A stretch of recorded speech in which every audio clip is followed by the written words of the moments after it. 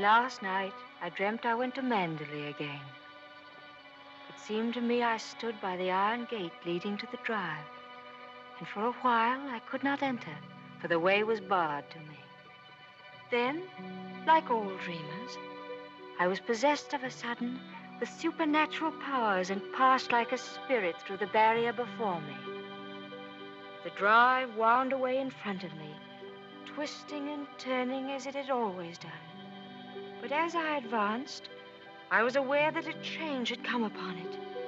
Nature had come into her own again, and little by little had encroached upon the drive with long, tenacious fingers.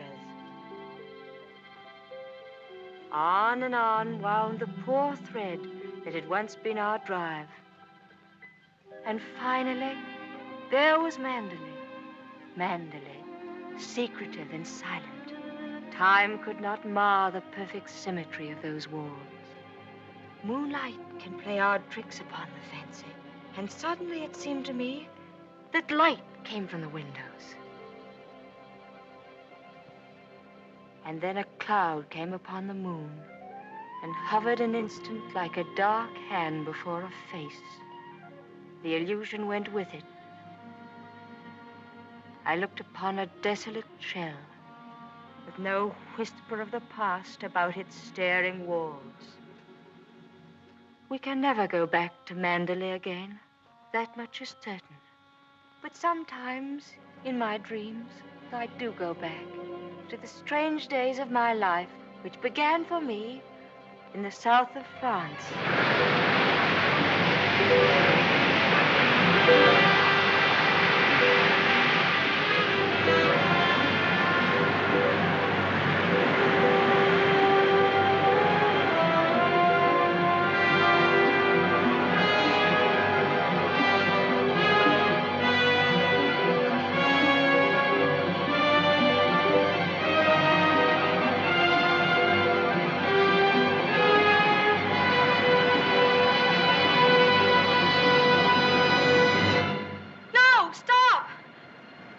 What the devil are you shouting about? Who are you? What are you staring at? I'm sorry, I didn't mean to stare, but I only thought... Oh, you did it. Well, what are you doing here? I was only walking. Well, get on with your walking. Don't hang about here screaming.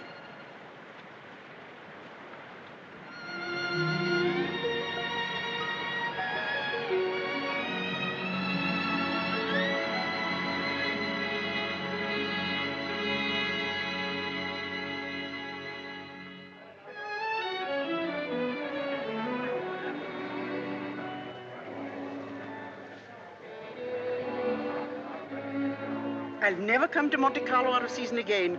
Not a single well-known personality in the hotel. Stone cold. Waiter, garçon, call him. Tell him to get me some... Why, it's Max de Winter. How do you do?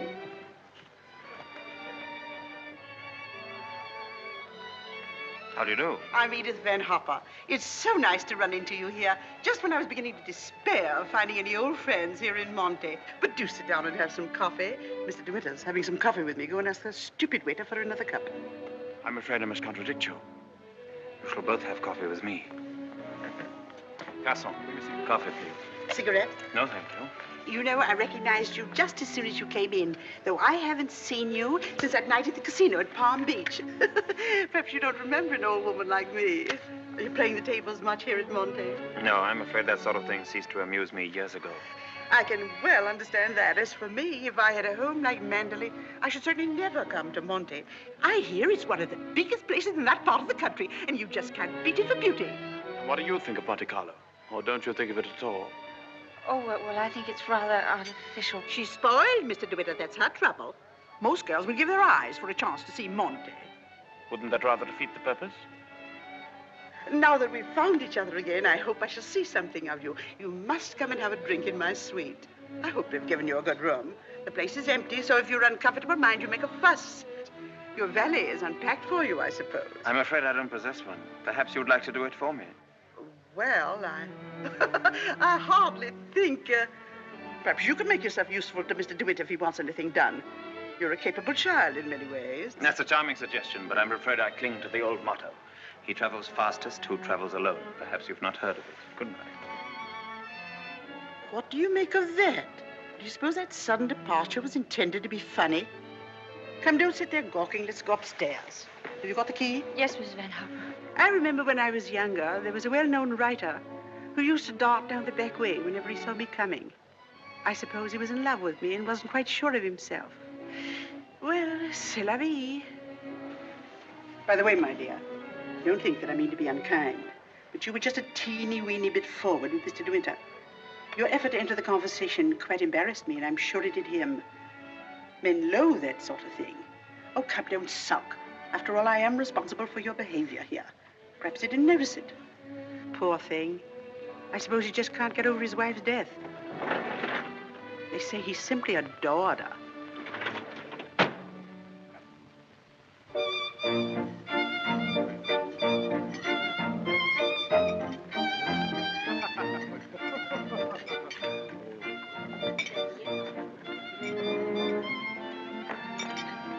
Louis, prenez la commande.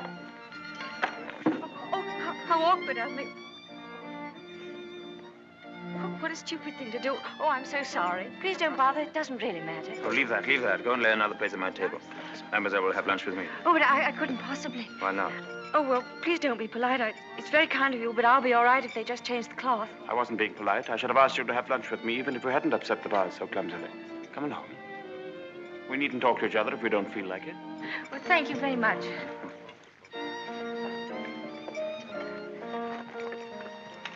Oh, I'll just have some scrambled eggs. Oui, mademoiselle. What's happened to your friend? Oh, she's ill in bed with a cold. I'm sorry I was so rude to you yesterday. The only excuse I can offer is that I've become boorish through living alone. You weren't really. You simply wanted to be alone and... Tell me, is Mrs. Van Hopper a friend of yours or just a relation? No, she's my employer. I'm what is known as a paid companion. I didn't know companionship could be bought. I looked up the word companion in the dictionary once. It said, a friend of the bosom. I don't envy you the privilege. Well, she's very kind, really, and I have to earn my living. Haven't you any family? No, my mother died years and years ago, and then there was only my father, and he died last summer. And then I took this job. How rotten for you. Yes, it was rather, because, you see, we got on so well together. You and your father? Yes, he was a lovely person, very unusual. What was he? A painter. Ah, was he a good one? Well, I thought so, but people didn't understand him. Yes, that's often the trouble. He painted trees. At least, it was one tree. You mean he painted the same tree over and over again? Yes, you see, he had a theory that if you should find one perfect thing or place or person, you should stick to it. Do you think that's very silly? Not at all. I'm a firm believer in that myself. And what did you find to do with yourself while he was painting his tree? Well, I sat with him and I sketched a little. I don't do it very well, though. Oh, you're going sketching this afternoon? Yes. Where? I haven't made up my mind. I'll drive you somewhere in the car.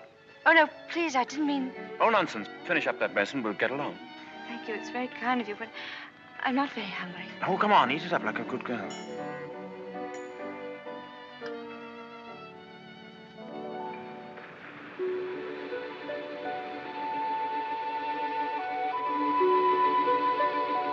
You've taken long enough for that sketch. I shall expect a really fine work of art. Oh, no, don't look at it. It's not nearly good enough. But it can't be as bad as all that. Now, don't rub it all out. Let me see it first. Well, it's the perspective. I never can get it Let right. me see, let me see. Oh, dear. Tell me, is it the perspective that gives my nose that curious twist in the middle? Well, you're not a very easy subject to sketch. Your expression keeps changing all the time. Does it? Well, I'd concentrate on the view instead if I were you. Much more worthwhile. Rather reminds me of our coastline at home. Do you know Cornwall at all?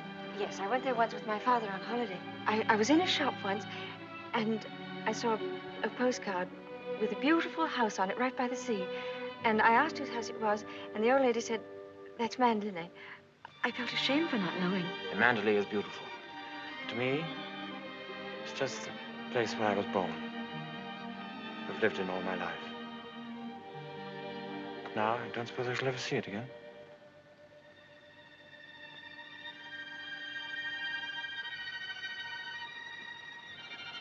We're lucky not to be home during the bad weather, aren't we? I can't ever remember enjoying swimming in England till June, can you? The water's so warm here that I could stay in all day. There's a dangerous undertow, and there's a man drowned here last year. I never have any fear of drowning, have you?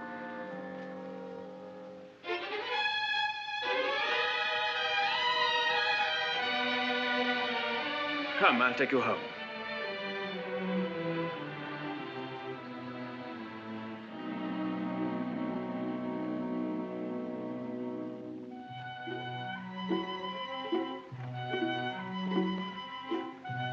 Oh, yes. I know Mr. DeWitt well. I knew his wife, too. Before she married, she was the beautiful Rebecca Hildreth, you know. She was drowned, poor dear, while she was sailing near Mandalay. He never talks about it, of course, but he's a broken man. I suppose I'd better have it. Wretched stuff. Give me a chocolate, quick. Oh, there you are. It's about time. Hurry up. I want to play some rummy.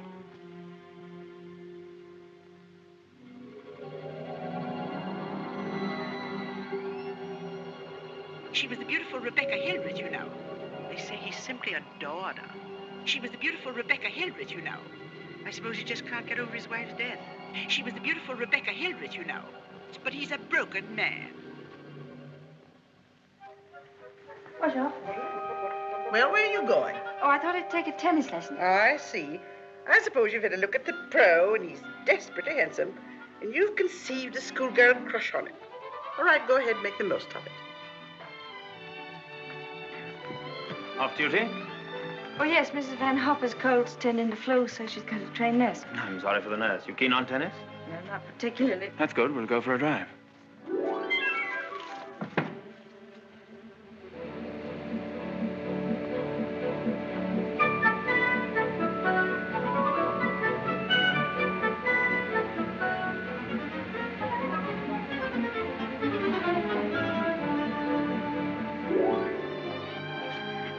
Good afternoon, Mrs. Van Hoff. How are you feeling?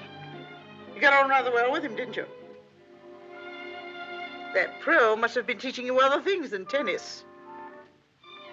Hurry up, I want you to make some calls. Wonder if Mr. DeWitt is still in the hotel.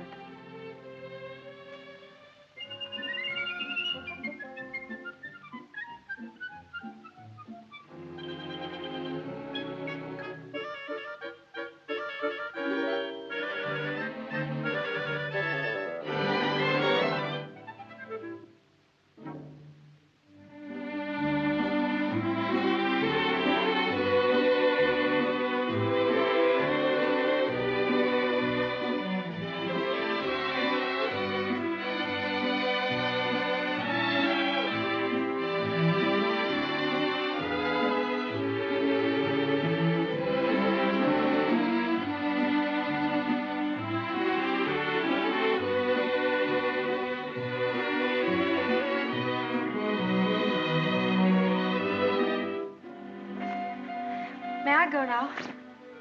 For the number of lessons you've had, you ought to be ready for Wimbledon. But this will be your last, so make the most of it. Trouble is, with me laid up like this, you haven't had enough to do. But I'm getting rid of that nurse today, and from now on, you'll stick to your job. Yes, Miss Van Harper. Nurse? Yes, Miss Van Harper? Are you absolutely sure you left those messages for Mr. De Winter?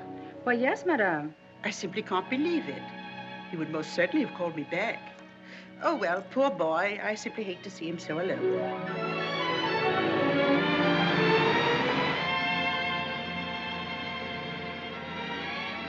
You know, I wish there could be an invention that bottled up the memory like perfume, and it never faded, never got stale. And then whenever I wanted to, I could uncork the bottle and live the memory all over again. And what particular moment in your young life would you want to keep? Oh, all of them. All these last few days. I feel as though I'd collected a whole shelf full of bottles. Sometimes, you know, those little bottles contain demons that have a way of popping out at you just as you're trying most desperately to forget.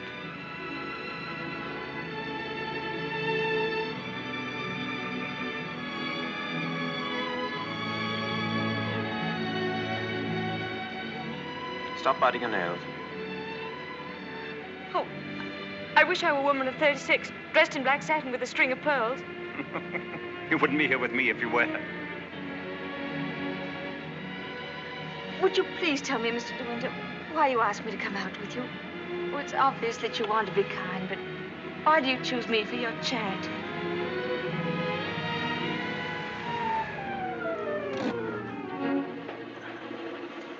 I asked you to come out with me because I wanted your company. You've blotted out the past for me more than all the bright lights of Monte Carlo. But if you think I just asked you out of kindness or charity, you can leave the car now and find your own way home. Go on, open the door and get out.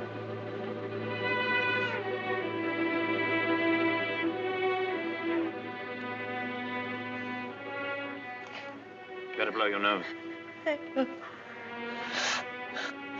Please don't call me Mr. De Winter. I've a very impressive array of first names. George, Fortescue, Maximilian. But you needn't bother with them all at once. My family call me Maxim. And another thing. Please promise me never to wear black satin or pearls. Or to be 36 years old. Yes, Maxim.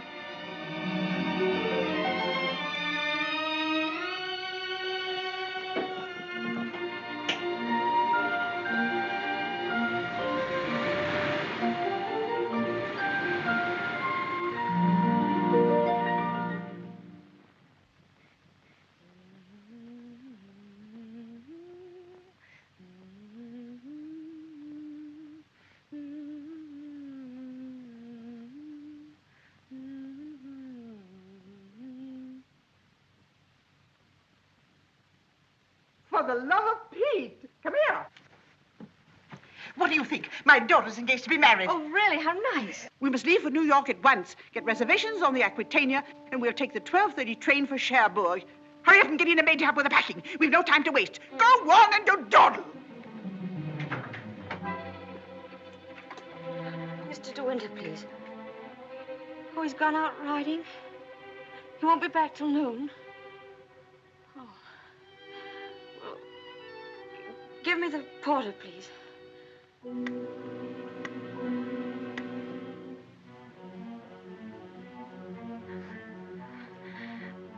I'll go and see if there's anything left in my room.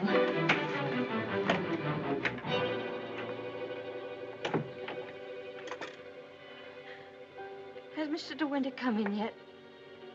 Oh, he has. Would you connect me, please?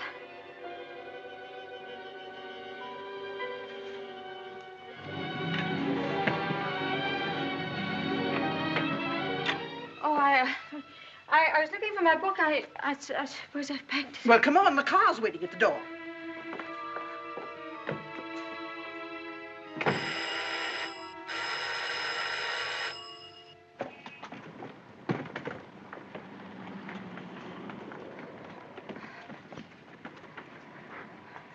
I'd like to leave a forwarding address if they happen to find that book. Would you ring Mr. De Winter, please? Yes, madame. 182.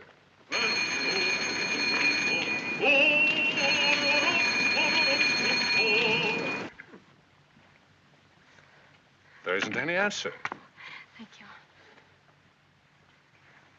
Tell her to hurry up. Yes, madam. I was looking for Mr. De Winter. Mr. De Winter just ordered breakfast in his room, mademoiselle.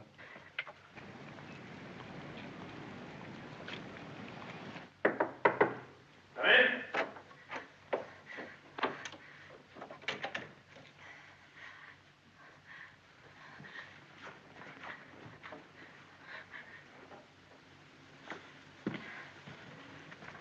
Hello. What are you doing here? Anything the matter? I've come to say goodbye. We're going away. What on earth are you talking about? It's true, we're going now, and I was afraid I wouldn't see you again.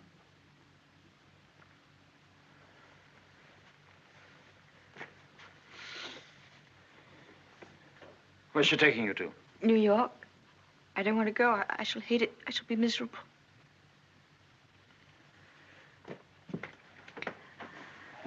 I'll dress in here. I shan't be long.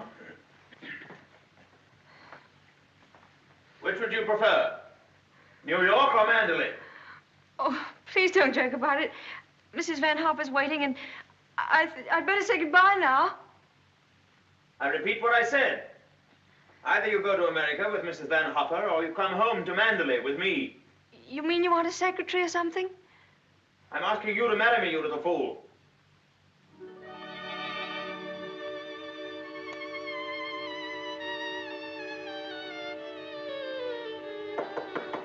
Come in.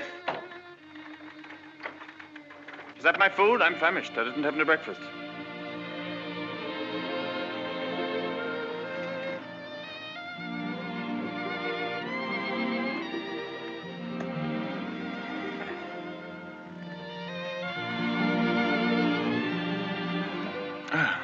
My suggestion didn't seem to go at all well. Sorry. Oh, but you don't understand. It's that well, I'm not the sort of person men marry. What on earth do you mean? I don't belong in your sort of world, for one thing. Well, what is my sort of world?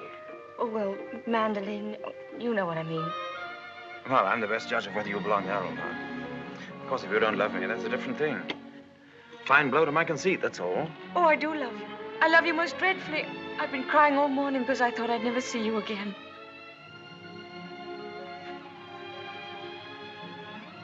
Bless you for that. I'll remind you of this one day. You won't believe me. It's a pity you have to grow up. Oh, now that's settled. You may pour me out some coffee. 2 lumps of sugar and some milk, please. Same with my tea, don't forget. Who's going to break the news to Mrs. Van Hopper? Shall you or shall I? Oh, you tell it. She'll be so angry. What's the number of her room? Oh, she's not there. She's downstairs in the car. Hello? Give me the date, please. Hello? You'll find Mrs. Van Hopper waiting outside in her car. Would you ask her with my compliments if she'd very kindly come up and see me in my room? Yes, in my room. Mr. De Winter says, please, for you to come up to his room. Mr. De Winter? Why, certainly.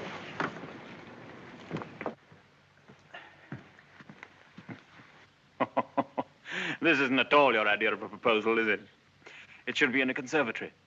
You in a white frock with a red rose in your hand, and a violin playing in the distance, and I should be making violent love to you behind a palm tree.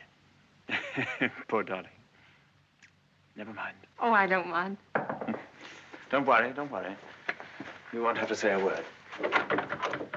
I'm so glad you called me, Mr. De Winter. I was making a hasty departure. It was so rude of me not to let you know. But a cable came this morning announcing that my daughter is engaged to be married. That's rather a coincidence, Mrs. Van Hopper. I asked you up here in order to tell you of my engagement. You don't mean it? Oh, how perfectly wonderful. How romantic. Who is the lucky lady? I apologize for depriving you of your companion in this abrupt way. I do hope it won't inconvenience you too greatly. When did all this happen? Just now, Mrs. Van Hopper. Just a few minutes ago. I simply can't believe it. And I suppose I ought to scold you for not having breathed a word of all of this to me. What am I thinking of? I shall give you both my congratulations and my blessings. I'm very happy for you both. When and where is the wedding to be? Here, as soon as possible. A whirlwind romance. Splendid. I could easily postpone my sailing for a week. This poor child has no mother, so I shall take responsibility for all the arrangements. Trousseau, reception, and everything, and I'll give the bride away. My luggage. Go down and tell the porter to take everything out of the car. Just a minute. We're most grateful, Mrs. Van Hopper, but I think we'd both prefer to have it all as quiet as possible. And I couldn't possibly allow you to change your sailing plans. Oh, but... No. Dear, I'll go down and see that your luggage is brought back. Thank you, Max. So this is what's been happening during my illness. Tennis lessons, my foot. I suppose I have to hand it to you for a fast worker. How did you manage it? Still waters certainly run deep. Tell me, have you been doing anything you shouldn't? I don't know what you mean. Oh, well, never mind. I always did say that Englishmen have strange tastes. But you certainly have your work cut out as mistress of Manderley. To be perfectly frank with you, my dear, I can't see you doing it. You haven't the experience. You haven't the faintest idea of what it means to be a great lady. Of course, you know why he's marrying you, don't you? You haven't flattered yourself that he's in love with you. Fact is, that empty house got on his nerves to such an extent, he nearly went off his head. He just couldn't go on living alone. You better leave, Mrs. Van Hopper. You'll miss your train.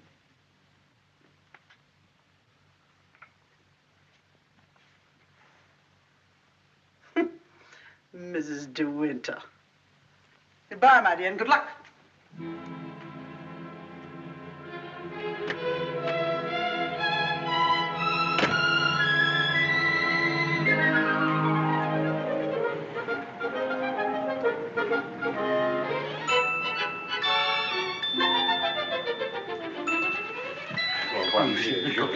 Merci.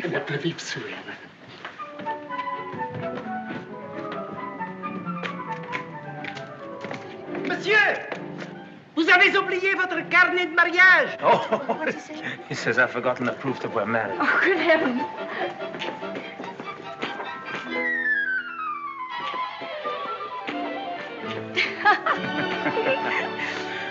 Somebody else had the same idea.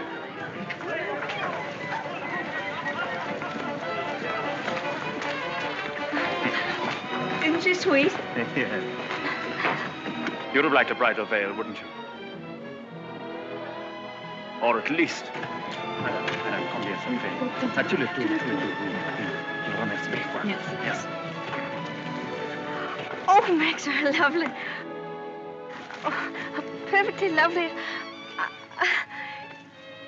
Oh, perfectly lovely.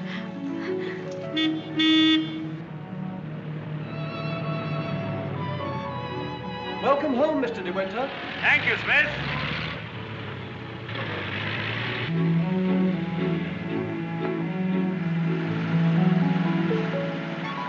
Cold, darling? Yes, just a little bit. There's no need to be frightened, you know. Just be yourself and they'll all adore you.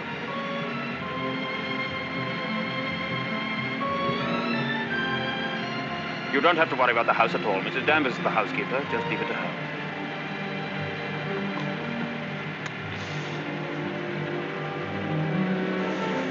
Hello.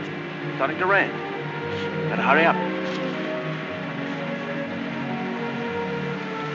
Here, have this. Put it over your head. Thank you.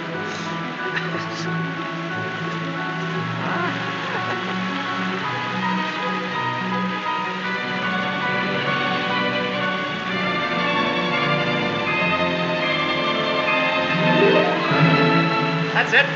That's Manderley.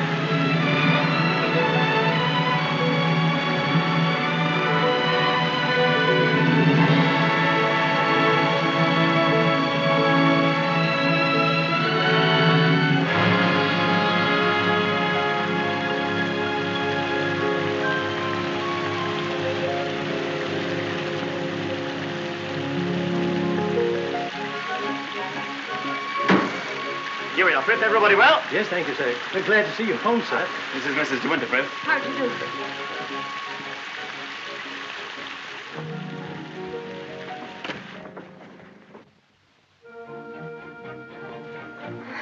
I didn't expect the whole staff to be in attendance. Miss Danvers' orders, sir. Oh. Sorry about this. Won't take long.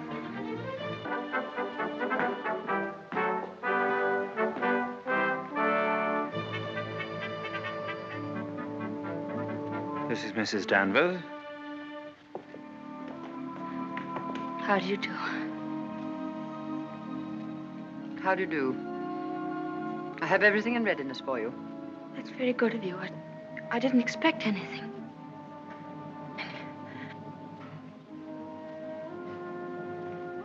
I think we'd like some tea, Frith. Ready in the library, sir.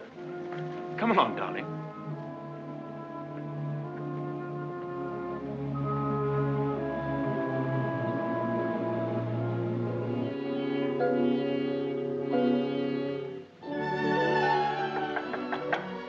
Oh, Maxim, come in. Oh, good evening, Mrs. Danvers. Good evening, madam.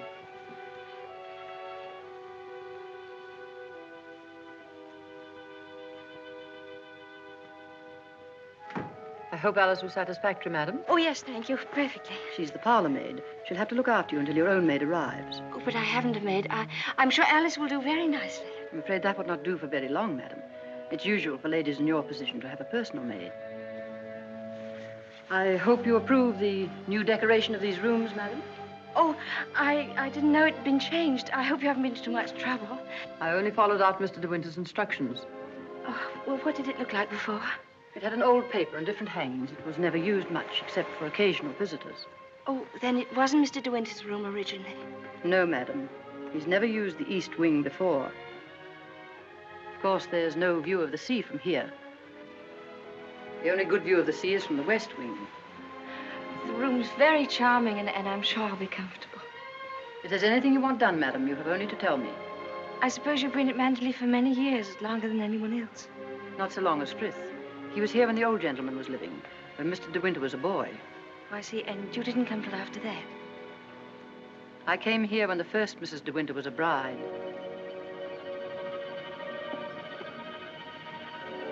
Mrs. Danvers, I do hope we'll be friends. You must be patient with me. This sort of life is new to me, and I do want to make a success of it and make Mr. De Winter happy, so I know I can leave all the household arrangements to you. Very well. I hope I shall do everything to your satisfaction, madam. I've managed the house since Mrs. De Winter's death, and Mr. De Winter has never complained.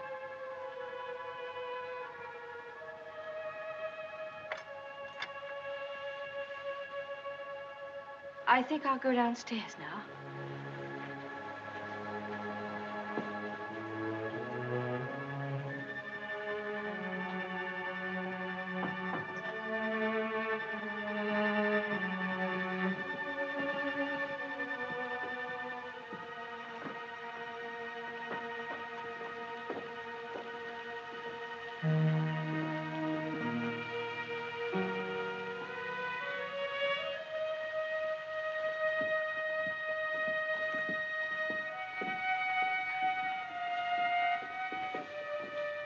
That room in the west wing I was telling you about is there through that door. It's not used now. It's the most beautiful room in the house. The only one that looks down across the lawns to the sea. It was Mrs. De Winter's room.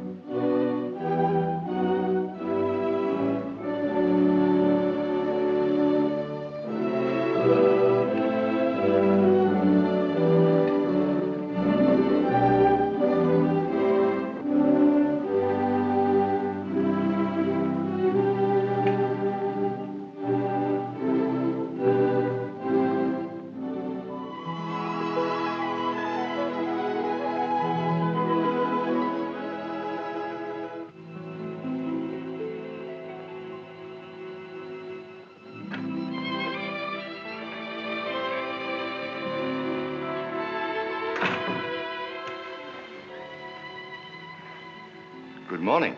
Good morning. You're Mrs. De Winter, aren't you? Yes. My name's Crawley. I manage the estate for Maxim. Awfully glad to meet you. There's a fearful lot of stuff piled up while Maxim was away. Yes, I'm sure there must have been. I do wish I could help with some of it. Oh, no. Frank never allows anybody to help him. He's like an old mother hen with his bills and rents and taxes. Come on, Frank, we must go over these estimates. I'll get my papers. You'll find quantities of breakfast over there, but you must eat it all or cook will be mortally offended. Well, I'll do my best, Maxim. I have to go over the place with Frank just to make sure that he hasn't lost any of it. You'll be all right, won't you? Getting acquainted with your new home. Have a look at the Times. There's a thrilling article on what's the matter with English cricket. Oh, yes. My sister Beatrice and her husband, Giles Lacey, have invited themselves over for lunch. Today? Yes. I suppose the old girl can't wait to look you over. You'll find her very direct. If she doesn't like you, she'll probably tell you so to your face. Don't worry, darling. I'll be back in time to protect you from her. Goodbye, darling. Goodbye, Maxim. Goodbye. Goodbye.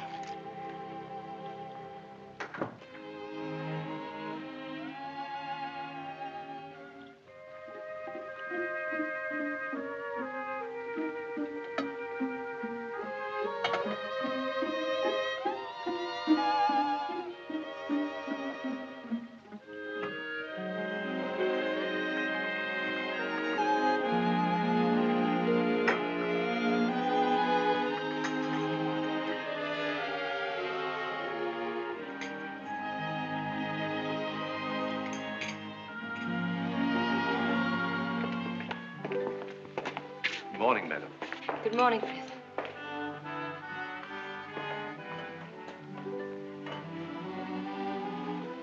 Isn't there anything I could get for you, madam? Oh, no, thank you, Frith. I'm really not very hungry.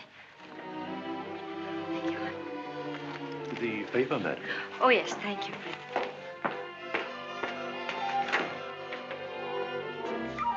Madam. I slipped. Oh, thank you, Frith.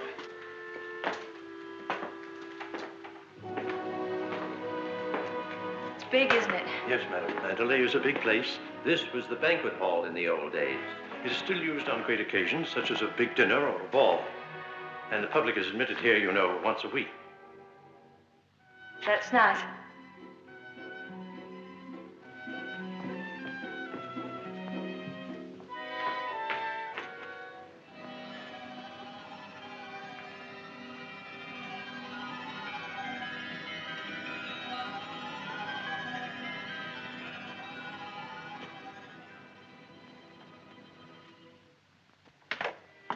I beg pardon, madam. I'm afraid the fire is not usually lit in the library until the afternoon, but you'll find one in the morning room. Of course, if you wish this fire lit now, madam. Oh, no, Frith, I wouldn't dream of it. Mrs. De Winter, I mean the late Mrs. De Winter always did her correspondence and telephoning in the morning room, after breakfast. Thank you, Frith.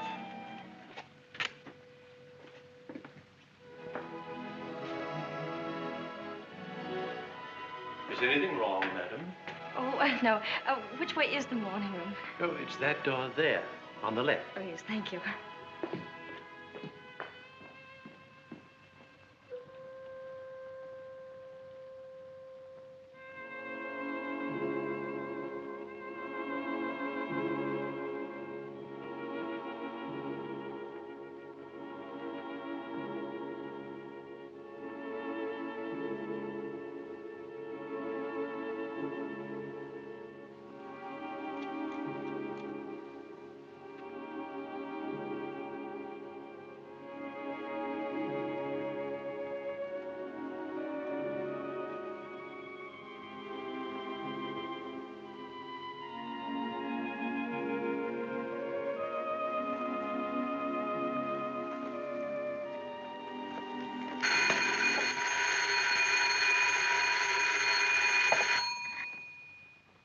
Mrs. De Winter?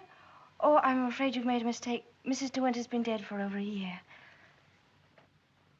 Oh, I mean... Oh, that was the house telephone, madam. Probably the head gardener wishing instructions. Did you want to see me, Mrs. Danvers? Mr. De Winter informed me that his sister, Mrs. Lacey, and Major Lacey are expected for luncheon. I'd like to know if you approve of the menu. Oh, well, I'm sure it's very suitable, very nice indeed. You'll notice, madam, that I've left a blank space for the sauce. Mrs. De Winter was most particular about sauces. Let's have whatever you think that Mrs. De Winter would have ordered. Thank you, madam. When you've finished your letters, Robert will take them to the post. My letters? Oh, yes, of course. Thank you, Mrs. Danvers.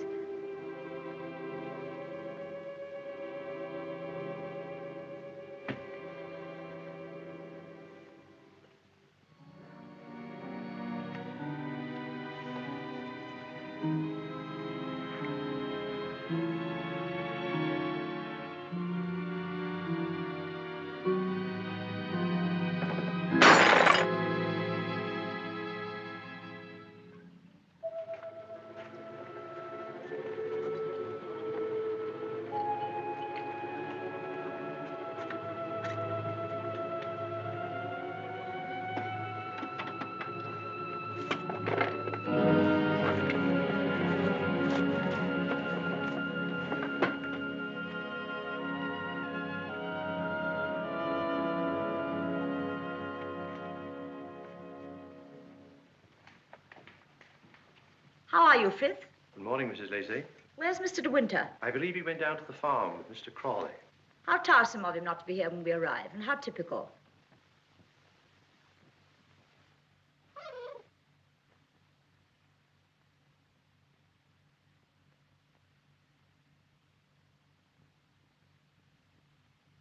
I must say old Danvers keeps the house looking lovely. She certainly learned that trick of arranging flowers from Rebecca. I wonder how she likes it now, being ordered about by an ex-chorus girl. Now, where on earth did you get the idea she's an ex-chorus girl? He picked her up in the south of France, didn't he? What if he did? Well, I mean to say, there you are.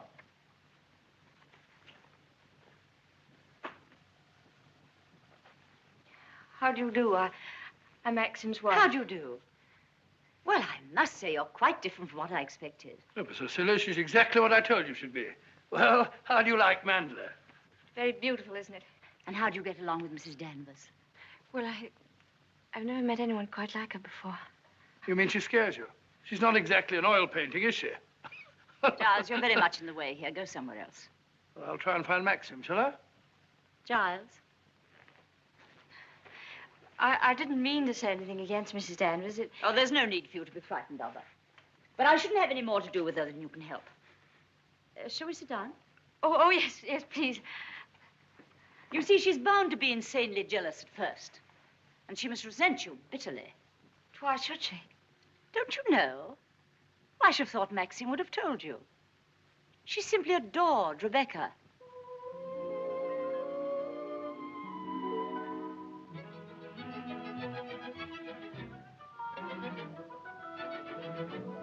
How are you, Robert? Quite well, thank you, madam. Still having trouble with your teeth? Unfortunately, yes, madam. You should have them out. All of them. Wretched nuisances, teeth. Thank you, madam. What a plateful. Do you hunt? No, I don't. I'm afraid I don't even ride. Oh, have to ride down here. We all do. Which do you ride, side saddle or astride? Oh, yes, of course, I forgot you don't, do you? You must. Nothing else to do down here. Maxine, when are you going to have parties here again, like the old days? Oh, I haven't thought about it. But everyone's dying to see you, and... Yes, I bet they are. Why don't you have the masquerade ball again this summer? My dear, are you fond of dancing? Well, I love it, but I'm not very good at it. Do you rumble? I've never tried. You must teach me. I say, but I'm trying to find out exactly what your wife does do. She sketches a little. Sketches? Not this modern stuff, I hope. You know, portrait of a lampshade upside down to represent a soul in torment. Don't sail, do you? No, I don't. Thank goodness for that. Huh?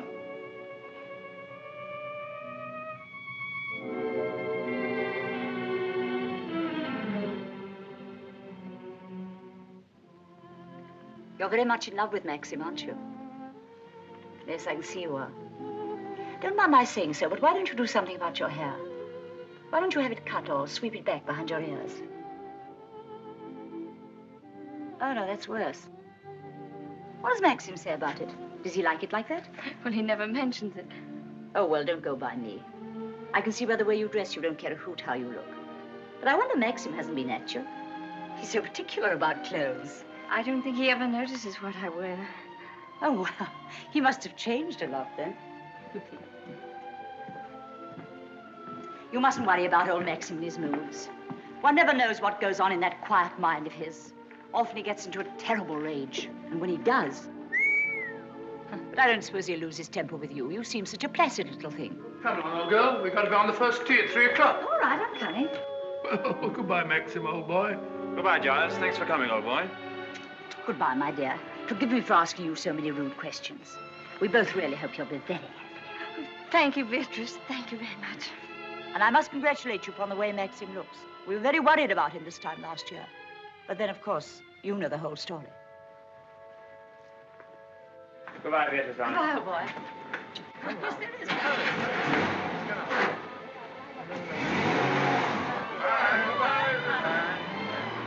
Well, thank heavens they've gone. Now we can have a walk about the place. Looks as though we might have a shower, but you won't mind that, will you? No, but wait a minute. I'll go upstairs and get a coat. There's a heap of Macintoshes in the flower room. Robert, run and get a coat from the flower room for Mrs. De Winter, will you? What do you think of Beatrice? Oh, I liked her very much, but she kept saying that I was quite different from what she expected. What the devil did she expect? Oh, someone smarter and more sophisticated, I'm afraid. Oh. Do you like my hair? Your hair? Yes, of course I do. What's the matter with it? Oh, I don't know. I just wondered. How funny you are. Thank you. Do I have to put it on? Yes, certainly. Can't be too careful with children. Come on, Jasper. Come and take some of that fat off.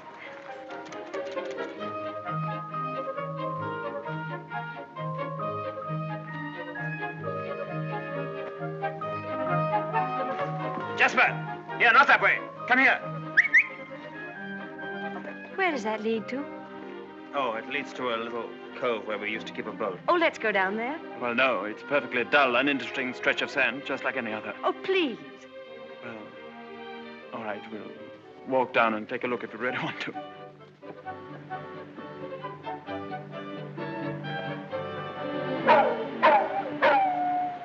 That's Jasper. There must be something wrong.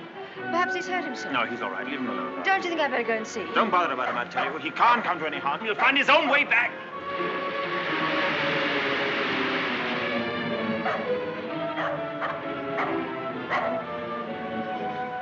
Jasper! Jasper! Oh, there you are.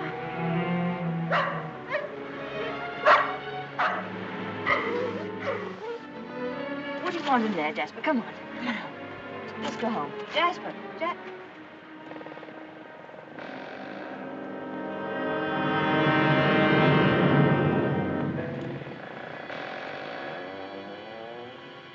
Oh. I didn't know that there was anybody. I know that dog. He comes for the house. He ain't yourn. No, he's Mr. De Winter's dog. Have you anything I could tie him with?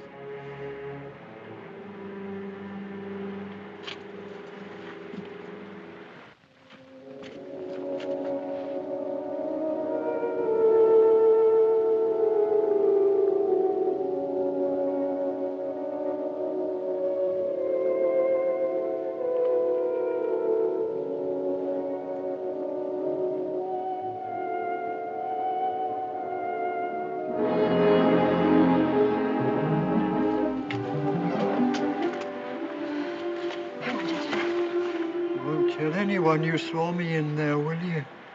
Don't you belong on the estate? I wasn't doing nothing. I was just putting my shells away. She's gone in the sea, ain't she?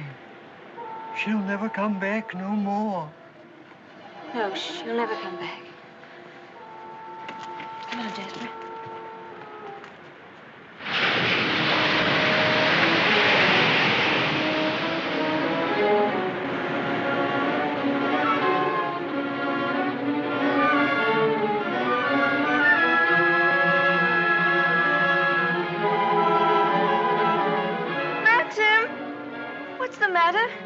Maxim! I'm sorry I was such a time, but I had to find a rope for Jasper. Hurry up, Jasper, for heaven's sake. Please wait for me. Maxim, what is it? You look so angry. You know I didn't want you to go there, but you deliberately went. Why not? There was only a cottage down there and a strange man who was... You didn't go into the cottage, did you? Yes, the door Well, was don't go there again, you hear? Why not? Because I hate the place, and if you had my memories, you wouldn't go there or talk about it or even think about it. What's the matter? Oh, I'm sorry, please. You should have stayed away. We should never have come back to Mandalay. Oh, what a fool I was. I made you unhappy. Somehow I've hurt you. Oh, I can't bear to see you like this. Because I love you so much. Do you? Do you?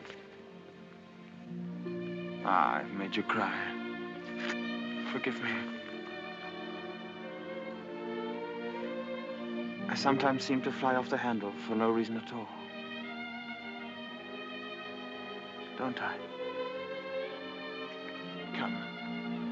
We'll go home and have some tea and forget all about it. Yes, let's forget all about it. Here, let me have Jasper.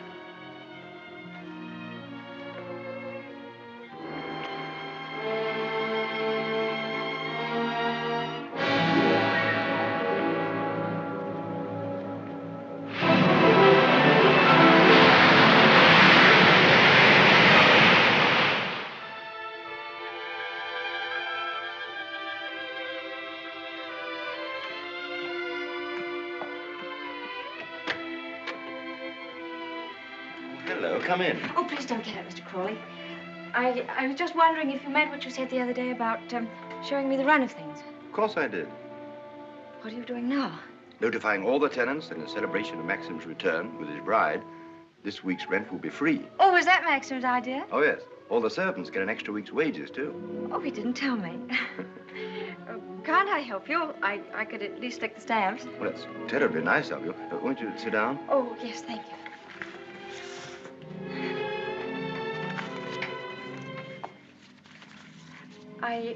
I was down at the cottage on the beach the other day.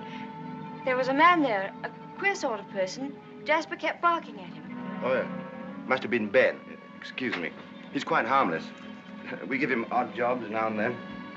That cottage place seemed to be going to rack and ruin. Why isn't something done about it? Well, I think if Maxim wanted anything done about it, he'd tell me. Are those all Rebecca's things down there? Yes. Yes, they are. What did she use the cottage for? The boat used to be moored near there. What boat? What happened to it? Was that the boat she was sailing in when she was drowned? Yes. Capsized and sank. She was washed overboard. Wasn't she afraid to go out like that alone? She wasn't afraid of anything. Where did they find her? Near Edgecombe. About 40 miles up channel, about 2 months afterwards. Maxim went up to identify her. It was horrible for him. Yes, it must have been. Mr. Crawley, please don't think me morbidly curious. It isn't that. It's just that I feel at such a disadvantage. All the time, whenever I meet anyone, Maxim's sister or even the servants, I know they're all thinking the same thing. They're all comparing me with her, with Rebecca. Oh, you mustn't think that.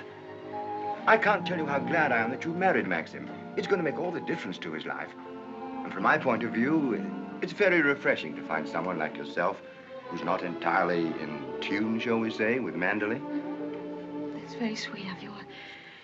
I dare say I've been stupid, but every day I realize the things that she had and that I lacked. Beauty and wit and intelligence and all the things that are so important in a woman. Oh, you have qualities that are just as important. More important, if I may say so. Kindness and sincerity and, if you'll forgive me, modesty mean more to a husband than all the wit and beauty in the world. We none of us want to live in the past. Maxim least of all. It's up to you, you know, to lead us away from it. I promise you I won't bring this up again, but before we end this conversation, would you answer just one more question? If it's something I'm able to answer, I'll do my best. Tell me, what was Rebecca really like?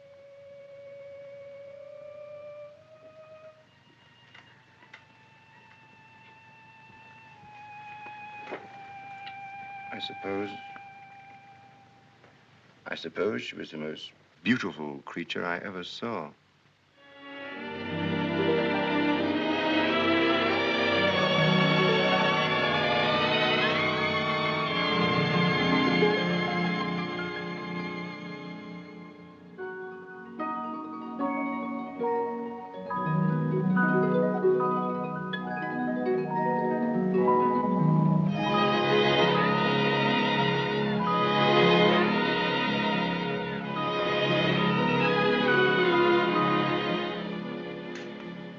Good evening, Max. Hello. The films of the honeymoon have arrived at last. We timed, you think, before dinner?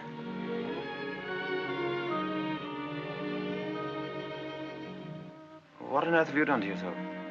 Oh, nothing. I just ordered a new dress from London. I hope you don't mind. Oh, no. Well, do you think there's something's right for you? Doesn't seem your type at all. I thought you'd like it. And what have you done to your hair? Oh, I see. Oh, dear, oh, dear, oh, dear. I'm sorry. You look lovely, lovely. It's very nice for a change. Shall we see these pictures? Yes, I'd love to see them.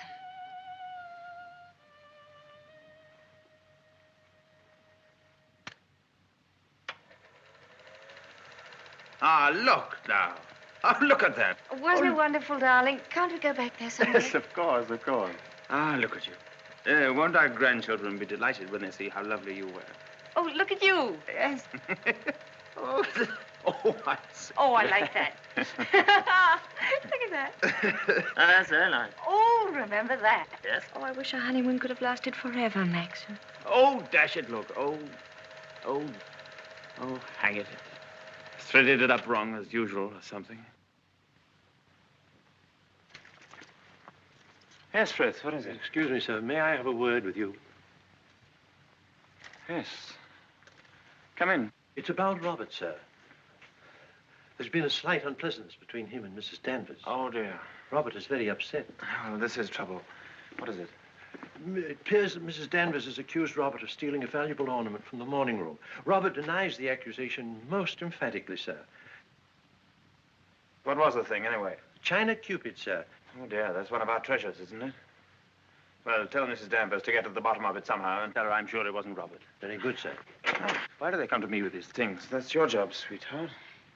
Maxim, I wanted to tell you, but, well, I forgot. The fact is, I broke the China Cupid. You broke it? Now, why on earth didn't you say something about it when Frith was here? I don't know. I didn't like to. I was afraid he'd think me a fool. Well, you think you're much more of a fool now. You'll have to explain to him and Mrs. Danvers. Oh, no, Maxim, you do it. I'll go upstairs. Don't be such a little idiot, darling. Anybody would think you were afraid of them. It's all a mistake, Mrs. Danvers. Apparently, Mrs. De Winter broke the cupid herself and forgot to say anything about it. I'm so sorry. I never thought that I'd get Robert into trouble. Is it possible to repair the ornament, madam? No, I'm afraid it isn't. It was smashed into pieces. What did you do with the pieces? Well, I put them at the back of one of the drawers in the writing desk. Well, it looks as though Mrs. De Winter were afraid you were going to put her in prison, doesn't it, Mrs. Danvers? Well, never mind. Do what you can to find the pieces, see if they can be mended, and above all, tell Robert to dry his tears. I shall apologize to Robert, of course. Perhaps if such a thing happens again, Mrs. De Winter will tell me personally. Yes, yes, all right. Thank you, Mrs. Danvers.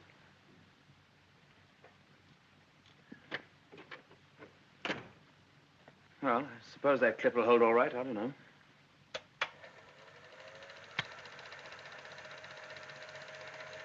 I'm awfully sorry, darling. It was very careless of me. Mrs. Danvers must be furious with me. Oh, hang Mrs. Danvers. Why on earth should you be frightened of her? You behave more like a upstairs maid or something, not like the mistress of the house at all. Yes, I know I do. But I feel so uncomfortable. I try my best every day, but it's very difficult with people looking me up and down as if I were a prize cow. Well, what does it matter if they do? You must remember that life at Mandeville is the only thing that interests anybody down here. What a slap in the eye I must have been to them then. I suppose that's why you married me. Because you knew I was dull and gauche and inexperienced, and there could never be any gossip about me. Gossip? What do you mean? I don't know. I just said it for something to say. Don't look at me like that. Maxim, what's the matter? What have I said?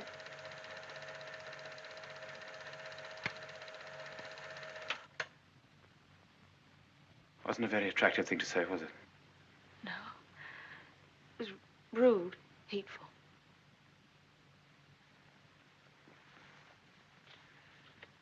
I wonder if I did a very selfish thing in marrying you.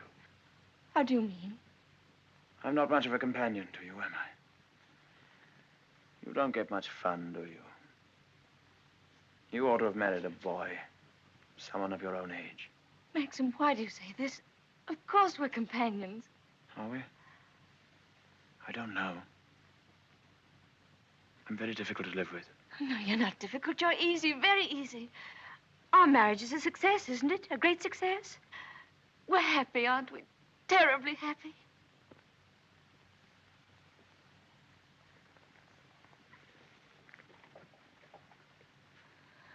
If you don't think we are happy, it would be much better if you didn't pretend. I'll go away. Why don't you answer me? How can I answer you when I don't know the answer myself? If you say we're happy, let's leave it at that. Happiness is something I know nothing about.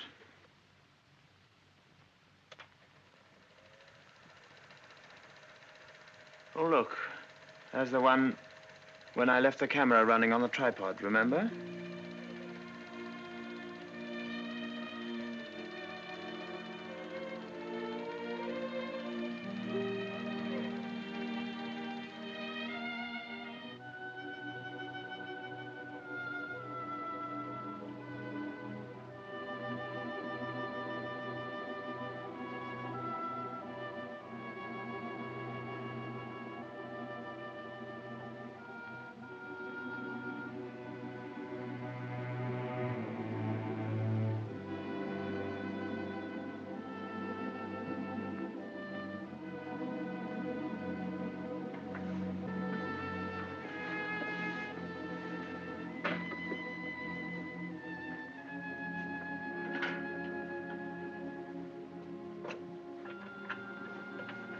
Pardon me, madam. Is there anything I can do for you? Yes, I'm all right, Hilda. Thank you very much. I'll bring the sandwiches immediately, madam.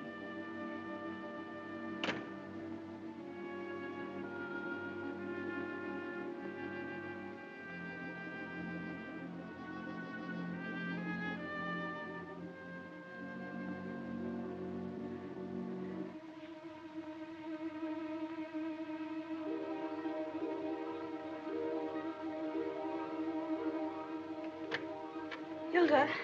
Yes, madam? The West Wing. Nobody ever uses it anymore, do they? No, madam. Not since the death of Mrs. De Winter.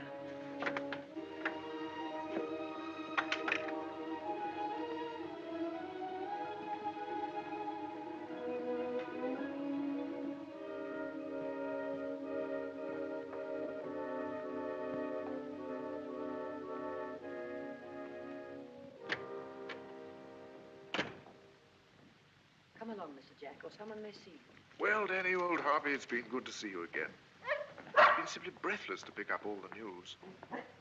I really don't think it's wise for you to come here, Mr. Jack. Jasper, come here. Oh, nonsense, nonsense. It's just like coming back home. Quiet, Mr. Jack. Yes, and we must be careful not to shock Cinderella, mustn't we? She's in the morning room. If you leave through the garden door, she won't see you. I must say I feel a little like the poor relation sneaking around through back doors. Well, toodaloo, Danny. Goodbye, Mr. Jack. And please be careful.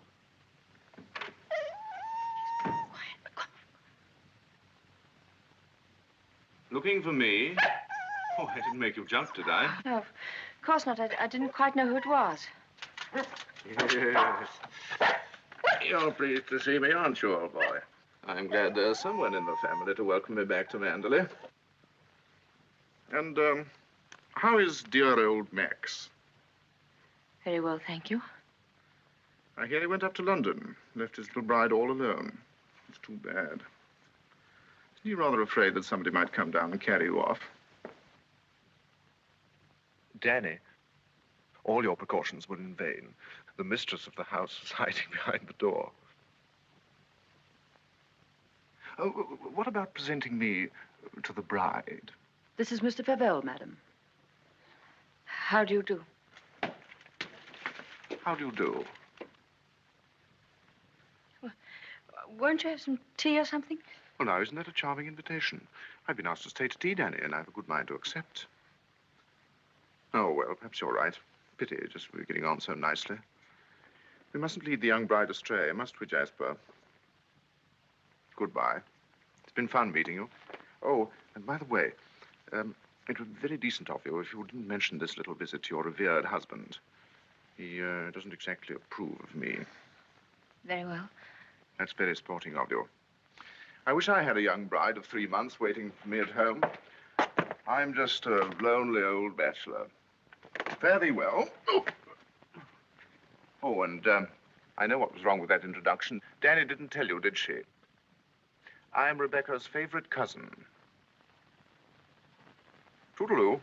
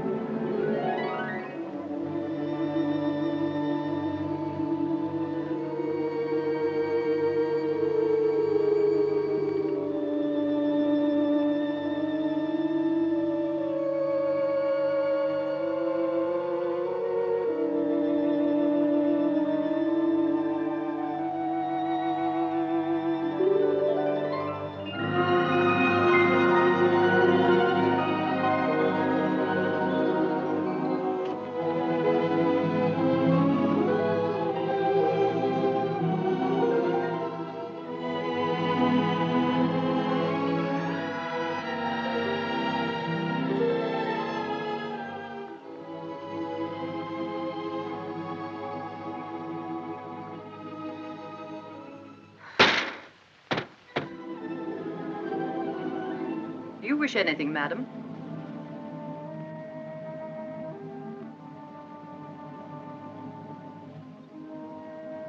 I didn't expect to see you, Mrs. Danvers. I noticed that the window wasn't closed, and I came up to see if I could fasten it. Why did you say that? I closed it before I left the room. You opened it yourself, didn't you? You've always wanted to see this room, haven't you, madam? Why did you never ask me to show it you? I was ready to show it you every day.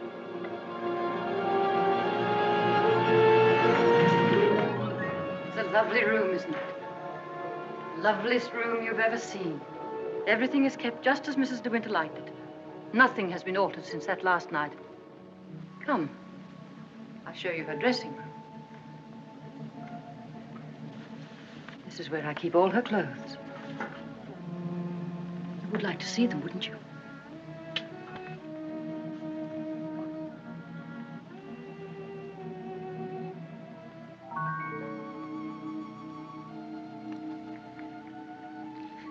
Feel this. It was a Christmas present from Mr. De Winter. He was always giving her expensive gifts the whole year round.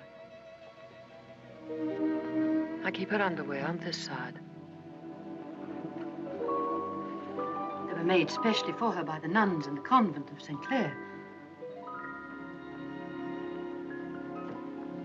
I always used to wait up for her, no matter how late. Sometimes she and Mr. De Winter didn't come home until dawn. While she was undressing, she'd tell me about the party she'd been to. She knew everyone that mattered. Everyone loved her. When she'd finished her bath, she'd go into the bedroom and go over to the dressing table.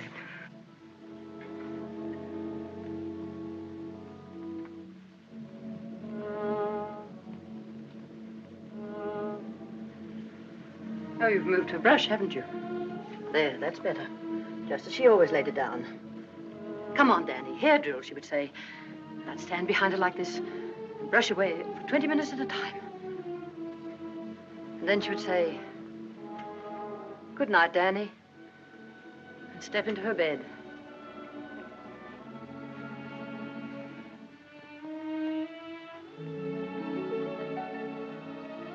I embroidered this case for her myself, and I keep it here always.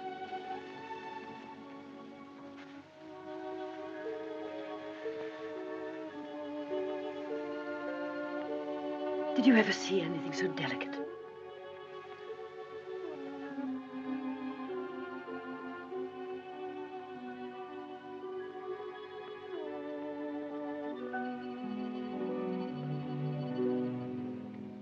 Look. You can see my hand through it.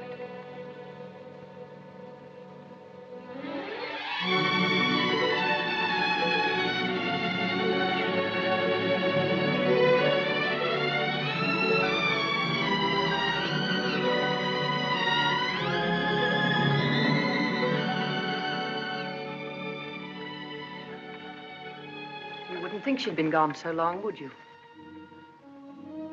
Sometimes when I walk along the corridor, I fancy I hear her just behind me. That quick, light step. I couldn't mistake it anywhere. It's not only in this room.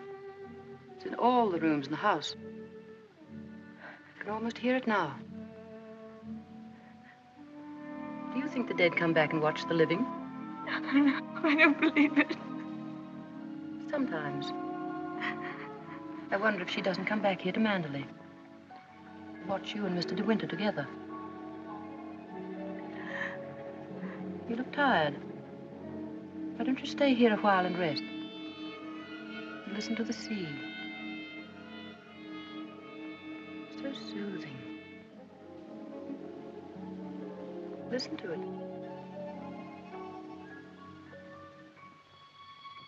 Listen.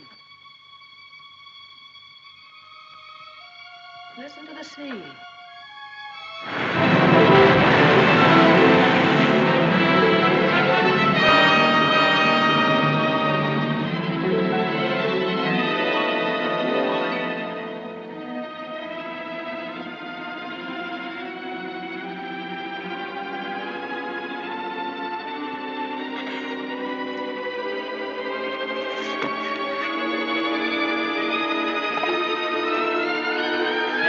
Tell Mrs. Danvers I wish to see her immediately.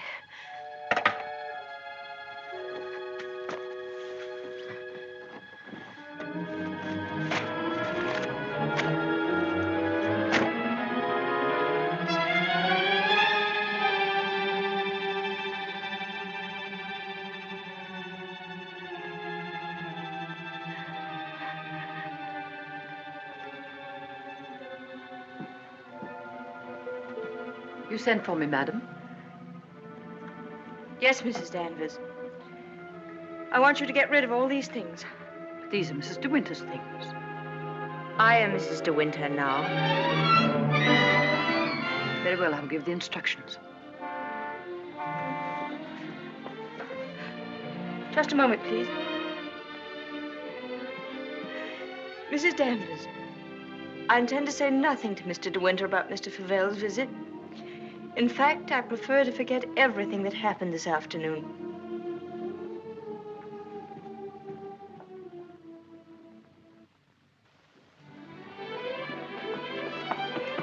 Maxim, you've been gone all day. Choking.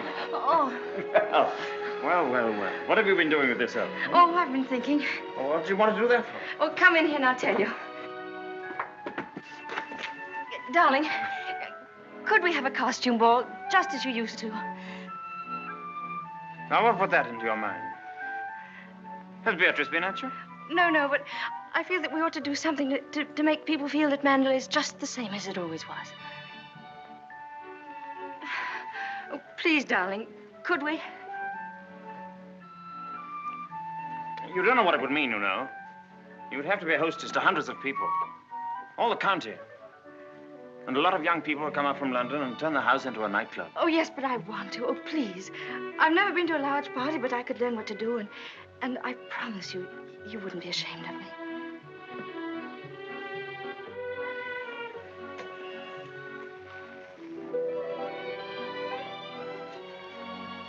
All right, if you think you'd enjoy it.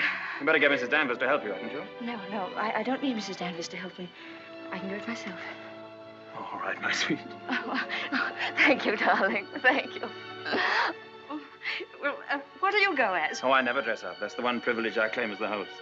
What will you be, Alice in Wonderland with that ribbon around your hair? No, I won't tell you. I'll design a costume all by myself and give you the surprise of your life.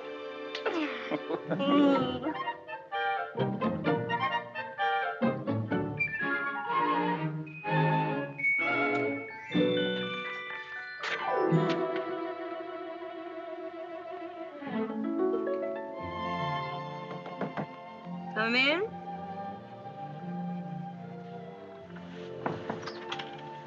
Robert found these sketches in the library, madam. Did you intend throwing them away? Yes, Mrs. Danvers, I did. They were just some ideas I was sketching for my costume for the ball. Hasn't Mr. De Winter suggested anything? No, I want to surprise him. I don't want him to know anything about it. I merely thought that you might find a costume among the family portraits that would suit you. Oh, you mean those at the top of the stairs? I'll go and look at them.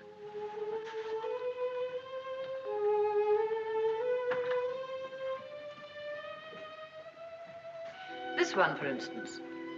It might have been designed for you. I'm sure you could have it copied. I've heard Mr. De Winter say that this is his favorite of all the paintings. It's Lady Caroline De Winter, one of his ancestors. Oh, well, that's a splendid idea, Mrs. Danvers. I'm very grateful.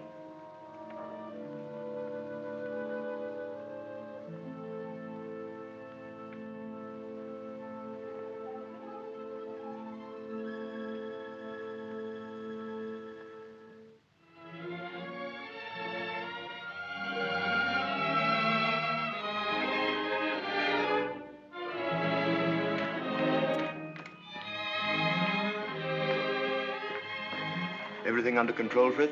Yes, thank you. Excuse me, sir. Are you supposed to be a schoolmaster? Oh, no. This is just my old cap and gown. Certainly makes a very nice costume, sir. And economical, too. Yes, that was the idea.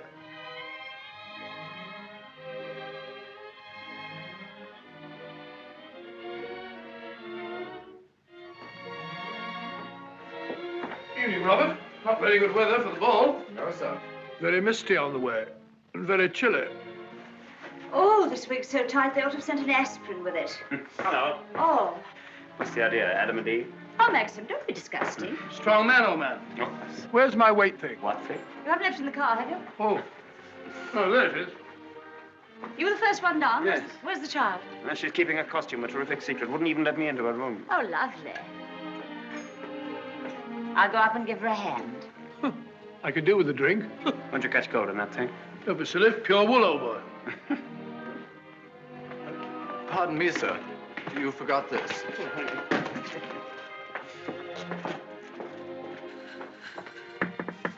Here I am, dear. It's Bee. I've come to give you a hand. Oh, please don't come in, Beatrice. I don't want anyone to see my costume. Oh. Oh, well, you won't be long, will you? Because the first people will be arriving any moment. Now, you're sure that's where that should be? Yes, madam, it's just right. Oh, isn't it exciting? Indeed it is, madam. I've always heard of the Mandalay Ball, and now I'm really going to see one. Sure, there'll be no one there to touch you, madam. Do you really think so? Now, where's my fan? Now, you're sure I look all right? You look ever so beautiful. Well, here goes.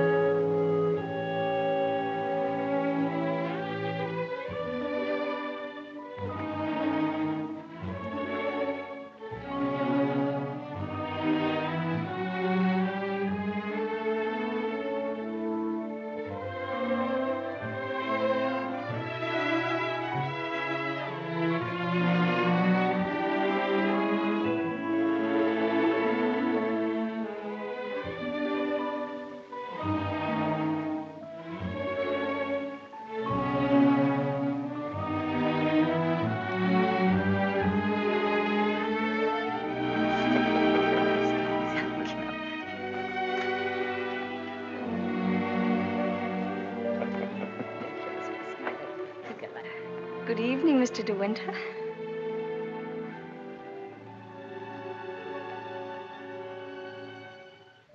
What the devil do you think you're doing? But it's the picture, the one in the gallery. What is it? What have I done? Go and take it off. Doesn't matter what you put on, anything will do. What are you standing there for? Didn't you hear what I said? Sir George and Lady Moore. Dudley Tennant, Admiral and Lady Burbank.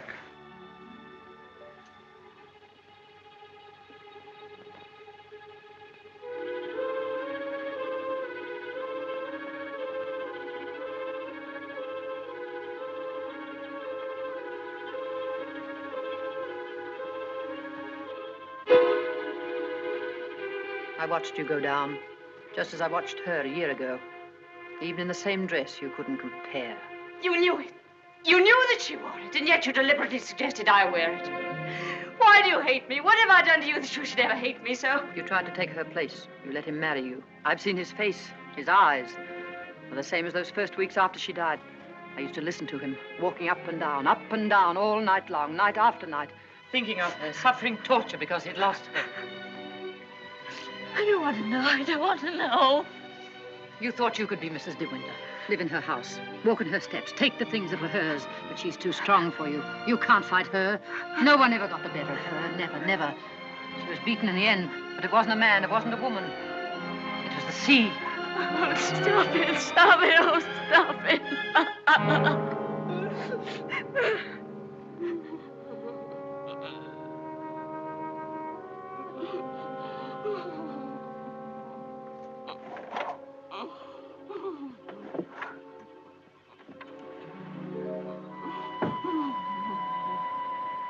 You're overwrought, madam.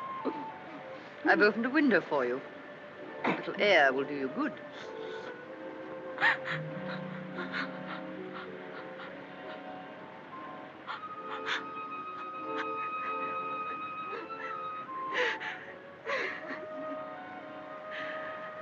Why don't you go? Why don't you leave Manderley? He doesn't need you. He's got his memories. He doesn't love you. He wants to be alone again with her. You've nothing to stay for. You've nothing to live for, really, have you? Look down there. It's easy, isn't it? Why don't you?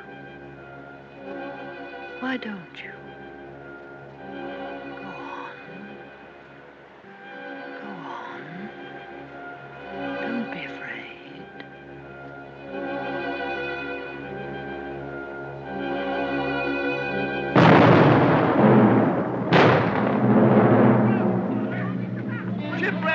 Ship on the rocks! Ship aground, sending up rocket. Shipwreck! Come on, everybody, down to the bay. Notify the Coast Guard. She's aground! Maxim! Maxim! Ship ashore! Come on, everybody! Come on! Maxim! Maxim!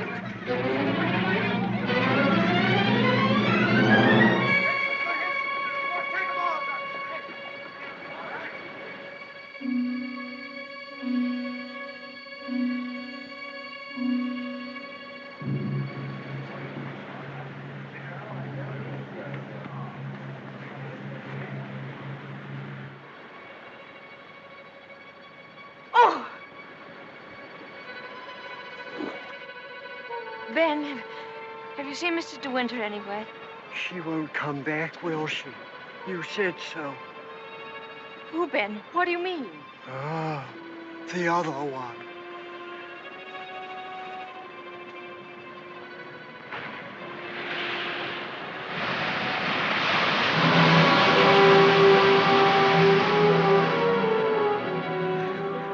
Frank, have you seen Maxim anywhere? Not since about half an hour ago. I thought he'd gone up to the house. No, he hasn't been in the house at all, and I'm afraid something might have happened to him. Frank, what's the matter? Is anything wrong? There is something wrong. Well, the diver who went down to inspect the bottom of the ship came across the hull of another boat. A little sailboat. Frank, is it? Yes. It's Rebecca's. How did they recognize it?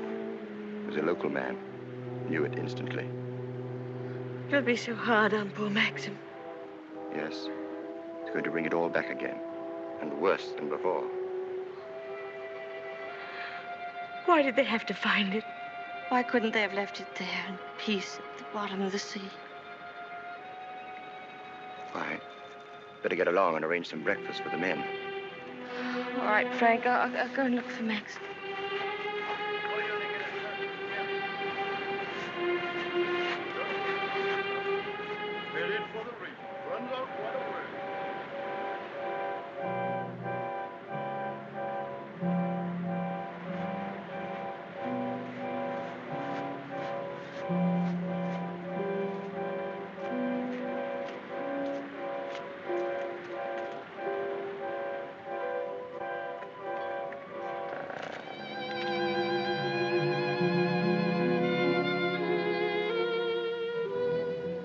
Hello. Maxim! You haven't had any sleep. Have you forgiven me? Forgiven you? What have I got to forgive you for? For last night, my stupidity about the costume. Oh, that. I'd forgotten. I was angry with you, wasn't I? Hmm. Maxim, can't we start all over again? I don't ask that you should love me. I won't ask impossible things. I'll be your friend, your companion. I'll be happy with that.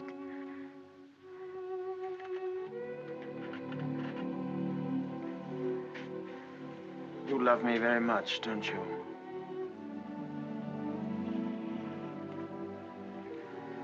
But it's too late, my darling. We've lost our little chance of happiness. No, Maxim, no. Yes. It's all over now. The thing's happened. The thing I've dreaded day after day. Night after night. Maxim, what are you trying to tell me? Rebecca has won. Her shadow has been between us all the time, keeping us from one another. She knew that this would happen. What are you saying? They sent a diver down. He found another boat. Yes, I know. Frank told me. Rebecca's boat. Oh, it's terrible for you. I'm so sorry. The diver made another discovery. He broke one of the ports and looked into the cabin. There was a body in there. Then she wasn't alone. There was someone sailing with her, and you have to find out who it was. That's it, isn't it, Maxim? You don't understand. There was no one with her. It's Rebecca's body lying there on the cabin floor. The woman that was washed up at Edgecombe. The woman that is now buried in the family crypt. That was not Rebecca. That was the body of some unknown woman. Unclaimed, belonging nowhere. I identified it, but I knew it wasn't Rebecca. It was all a lie. I knew where Rebecca's body was. Lying on that cabin floor on the bottom of the sea. How did you know, Max? Because I put it there.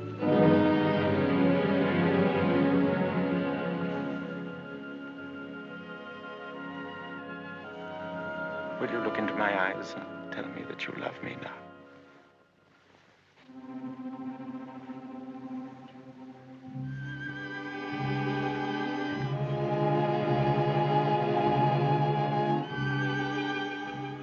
See?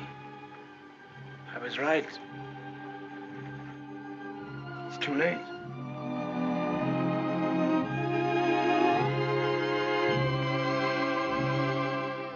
No, it's not too late. You're not to say that. I love you more than anything in the world. Oh, please, Maxim, kiss me, please. No. It's no use. It's too late. Oh, we can't lose each other now. We must be together always. No secrets, no shadows. We may only have a few days. A few hours. Maxim, why didn't you tell me before? Yeah, you did sometimes, but you never seemed close enough. How could we be close when I knew you were always thinking of Rebecca? How could I even ask you to love me when I knew you loved Rebecca still? What are you talking about? What do you mean? Whenever you touched me, I knew you were comparing me with Rebecca. Whenever you looked at me or spoke to me or walked with me in the garden, I knew you were thinking, this I did with Rebecca, and this, and this. Oh, it's true, isn't it? You thought I loved Rebecca? You thought that? I hated her.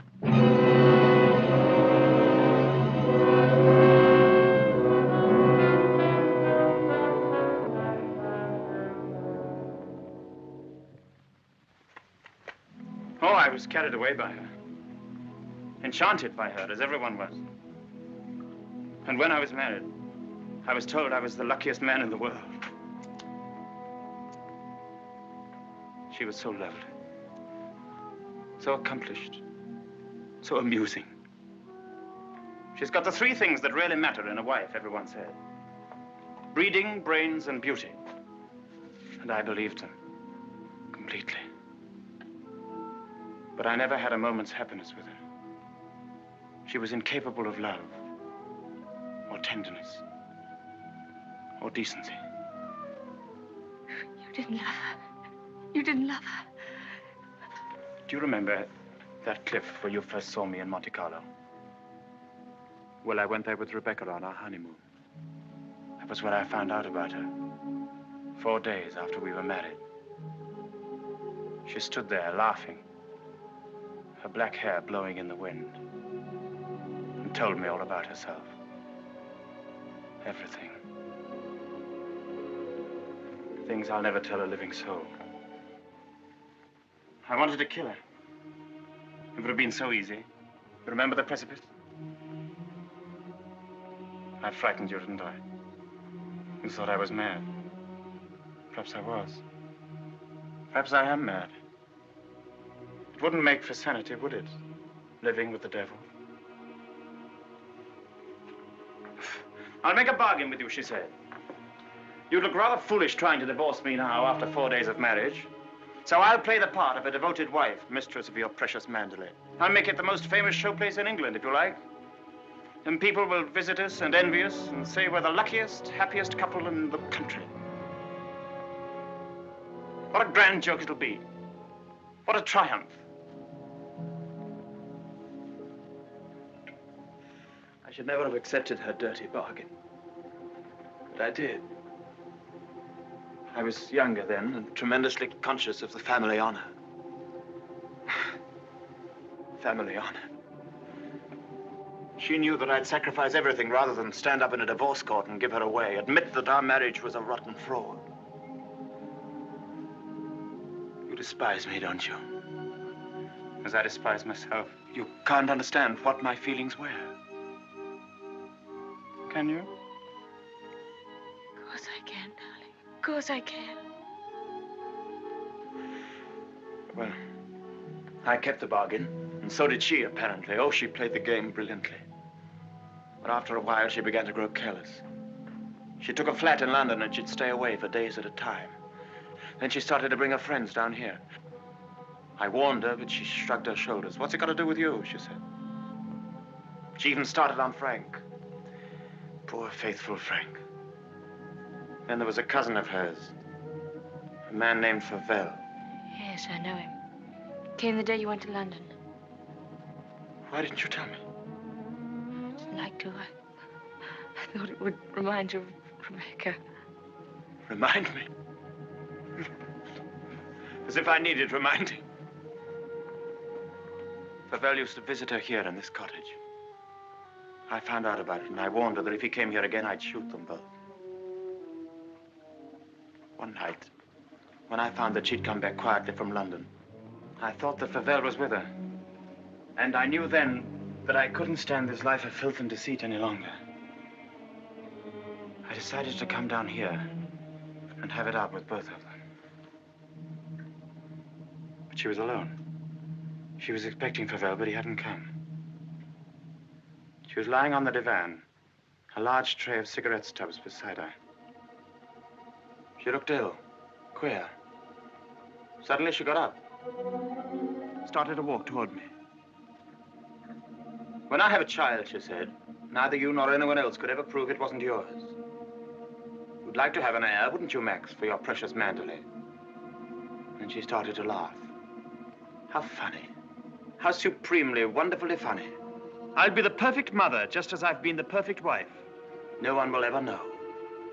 It ought to give you the thrill of your life, Max, to watch my son grow bigger day by day, and to know that when you die, Manderley will be his.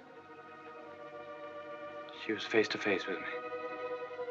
One hand in her pocket, the other holding a cigarette. She was smiling. Well, Max, what are you going to do about it? Aren't you going to kill me? I suppose I went mad for a moment. I must have struck her. She stood staring at me. She looked almost triumphant. Then she started toward me again, smiling. Suddenly she stumbled and fell.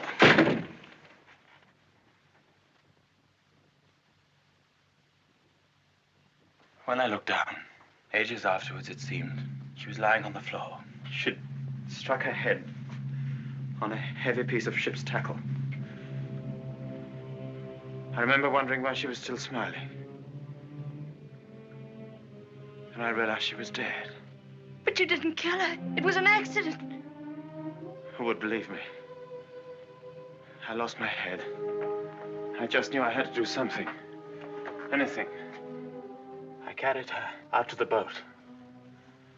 It was very dark. There was no moon. I put her in the cabin. When the boat seemed a safe distance from the shore, I took a spike and drove it again and again through the planking of the hull. I opened up the sea cocks and the water began to come in fast. I climbed over into the dinghy and pulled away. I saw the boat heel over and sink. I pulled back into the cove. It started raining. Maxim, does anyone else know of this? No, no one except you and me. We must explain it. It's got to be the body of someone you've never seen before. No, they're bound to know. Her rings, bracelets she always wore.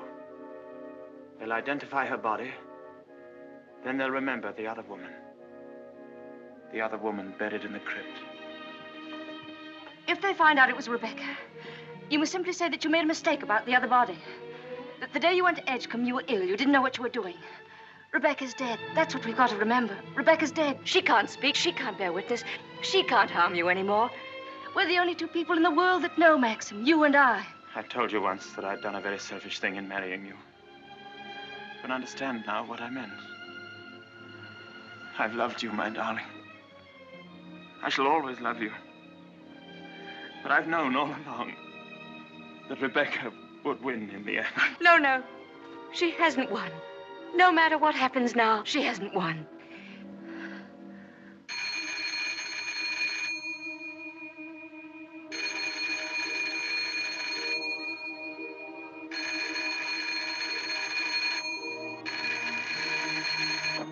Hello? Hello? Oh. Hello, Frank. Hello, Frank. Yes. Who? Colonel Julian? Yes, tell him I'll meet him there as soon as I possibly can. What? Well, say we could talk about that when we're sure about the matter. What's happened? Colonel Julian called. He's the chief constable of the county. He's been asked by the police to go to the mortuary. He wanted to know if I could possibly have made a mistake about that other body.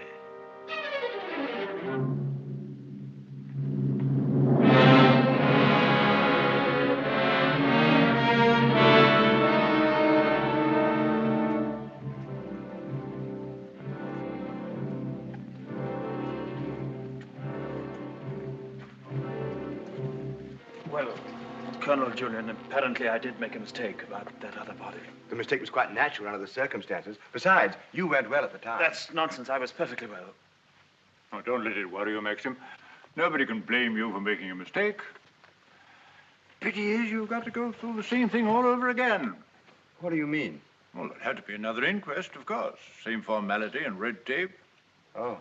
Wish you could be spared the publicity of it, but I'm afraid that's impossible. Oh, yes, the publicity. I suppose Mrs. De Winter went below for something, and the squall hit the boat with nobody at the helm. I imagine that's about the solution of it, don't you think so, Crawley? Oh, yes. Probably the door jammed and she couldn't get on deck again. Yeah. Tab, boat builder, will undoubtedly come to some such conclusion. Why, what would he know about it? Well, he's examining the boat now. Purely as a matter for routine, you know. I'll be at the inquest tomorrow, Maxim. Quite unofficially, you know. We must get together for a game of golf when it's all over, eh? Bye-bye.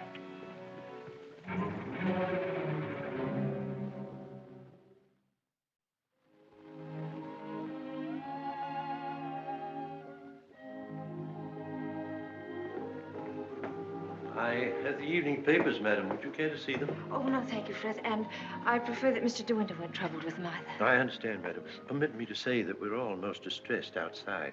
Oh, thank you, Frith. I'm afraid the news has been a great shock to Mrs. Danvers. Yes, I rather expected it would be. It seems there's to be a coroner's inquest, madam. Yes, Frith, it's purely a formality. Of course, madam. I wanted to say that if any of us might be required to give evidence, I should be only too pleased to do anything that might help the family. Oh, thank you, Frith. Well, I'm sure Mr. De Winter will be very happy to hear it, but I don't think anything will be necessary.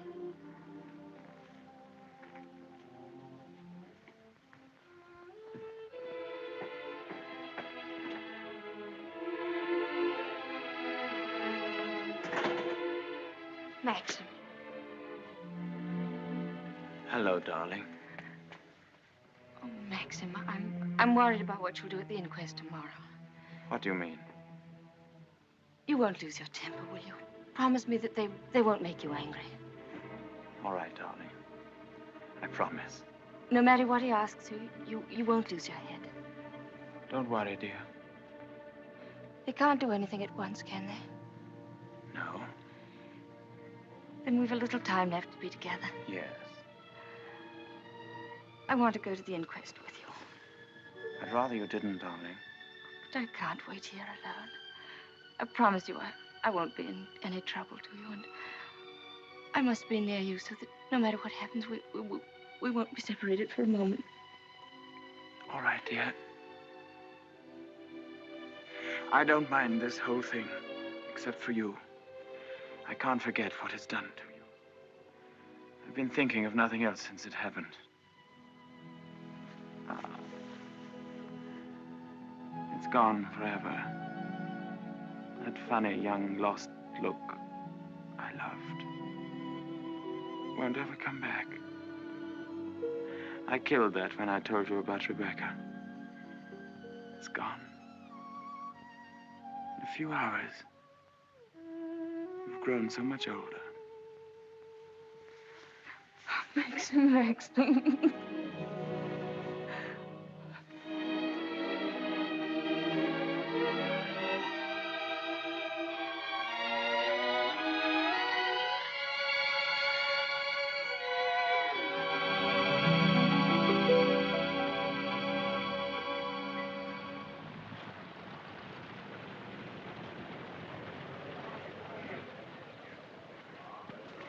Black Jack Bridie was his name.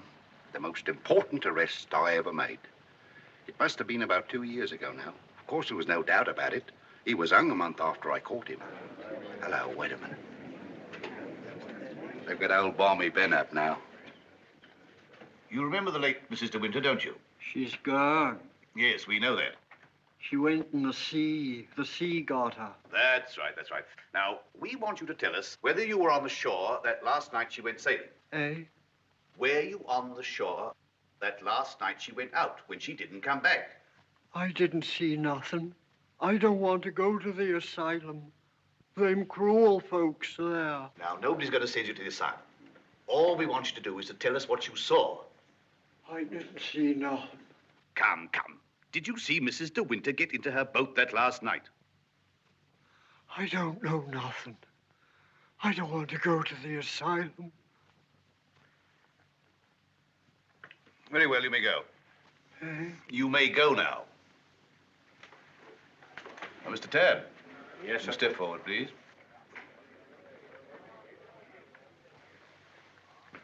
The evidence you give is called to be the truth, whole truth, but the truth. I do. So help me God. The late Mrs. De Winter used to send her boat to your shipyard for reconditioning. That's right, sir. Can you remember any occasion when she had any sort of accident with the boat? No, sir. I often said Mrs. De Winter was a born sailor. Now, when Mrs. De Winter went below, as is supposed, and a sudden gust of wind came down, that would be enough to capsize the boat, wouldn't it? Excuse me, sir, but there's a little more to it than that. Well, what do you mean, Mr. Tabb? I mean, sir, the seacocks. What are the seacocks? Oh, well, the seacocks are the valves to drain out the boat. They're always kept tight closed when you're afloat. Yes? Well, yesterday, when I examined that boat, I found they'd been opened. Well, what could be the reason for that? Just this. That's what flooded the boat and sunk her. Are you implying? That boat never capsized at all. I know it's a terrible thing to say, sir, but in my opinion, she was scuttled. And there's them holes. What holes? In her planking. What are you talking about? Of course, that boat's been underwater for over a year. And tide's been knocking her against the ridge. But it seemed to me, them holes looked as if she'd made them from the inside. Then you believe she must have done it deliberately? Couldn't have been no accident. Not with her knowledge of boats. You knew the former Mrs. De Winter very well, I believe. Oh, yes. Would you believe her capable of suicide? No. Frankly, I would not.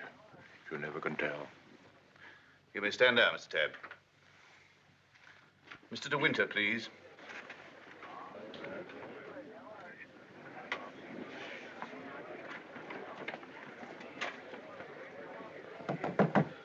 I'm sorry to drag you back for further questioning, Mr. De Winter, but you've heard the statement of Mr. Tabb. I wonder if you can help us in any way. I'm afraid not. Can you think of any reason why there should be holes in the planking of the late Mrs. De Winter's boat? Well, of course I can't think of any reason. Has anyone ever discussed these holes with you before? Well, since the boat has been at the bottom of the ocean, I scarcely think that likely. Mr. De Winter, I want you to believe we all feel very deeply for you in this matter, but you must remember that I don't conduct this inquiry for my own amusement. That's rather obvious, isn't it? I hope that it is. Well, since Mrs. De Winter went sailing alone, are we to believe that she drove those holes herself? Well, you may believe what you like. Can you enlighten us as to why Mrs. De Winter should have wanted to end her own life? I know of no reason whatever. Mr. De Winter, however painful it may be, I have to ask you a very personal question. Were relations between you and the late Mrs. De Winter perfectly happy? Were relations between you and the late Mrs. De Winter perfectly happy? I won't stand this any longer, and you might as well know now. My wife, she's fit. She's fit. We'll adjourn till after lunch. Mr. De Winter, I presume you'll be available for us then? I told you you should have had some breakfast. You're hungry, that's what's the matter with you.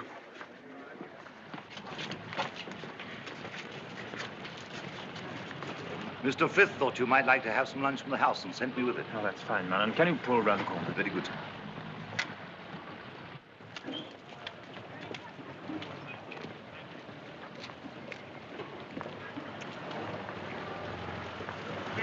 Awfully foolish to have me fainting like that. Nonsense. If you hadn't fainted like that, I'd have really lost my temper. Darling, please be careful.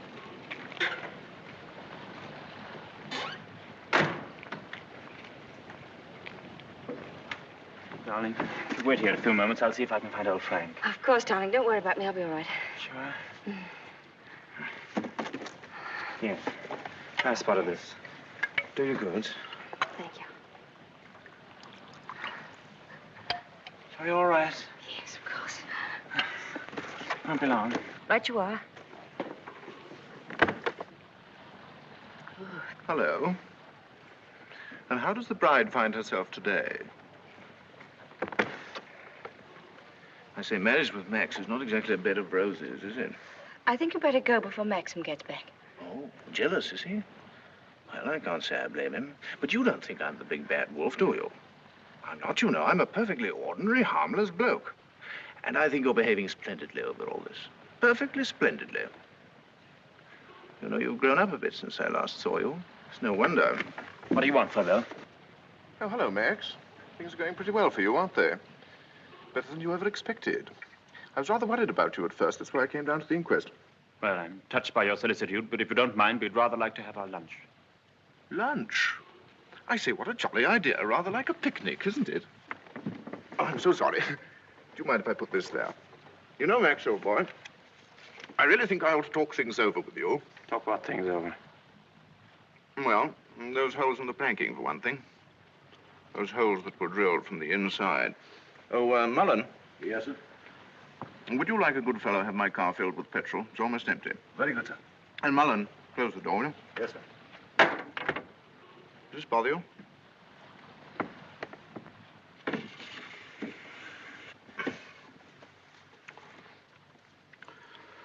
You know, boy, I have a strong feeling that before the day is out, somebody's going to make use of that rather expressive, though somewhat old-fashioned term, foul play. Am I boring you with all this? No? Good. Well, you see, Max, I'm finding myself in a rather awkward position. You've only got to read this note to understand. It's from Rebecca. And what's more, she had the foresight to put a date on it. She wrote it to me the day she died. Incidentally, I was out on a party on that night, so I didn't get it until the next day. And what makes you think that note would interest me?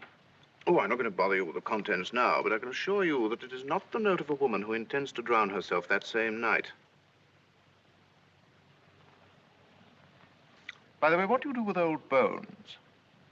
Bury them, eh, what? However, for the time being... You know, Max, I'm getting awfully fed up with my job as a motor car salesman. I don't know if you've ever experienced the feeling of driving an expensive motor car that isn't your own, but it can be very, very exasperating. You know what I mean. You want to own the car yourself. I've often wondered what it'd be like to retire to the country, have a nice little place with a few acres of shooting. I've never figured out what it would cost a year, but I'd like to talk about it with you. I'd like to have your advice on how to live comfortably without hard work. Hello, Favell. Are you looking for me, Maxim? Yes. Mr. Favell and I have a little business transaction on hand. I think we had better conduct it over at the inn. They may have a private room there. Well, see you later. Find Colonel Julian. Tell him I want to see him immediately. Come on, Favell, let's go.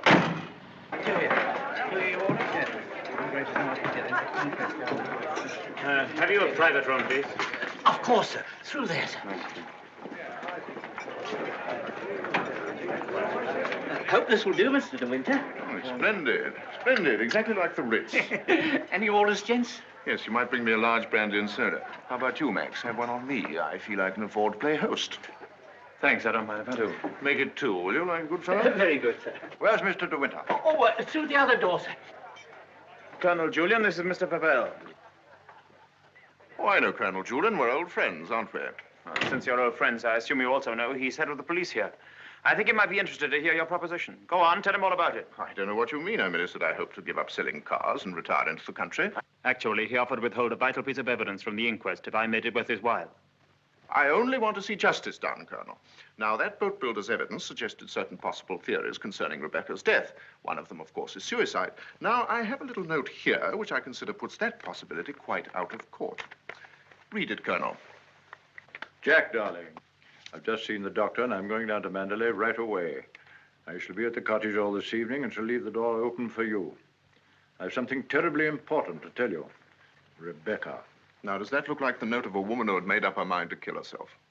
And apart from that, Colonel, do you mean to tell me that if you wanted to commit suicide, you'd go to all the trouble of putting out to sea in a boat and then take a hammer and chisel and laboriously knock holes through the bottom of it?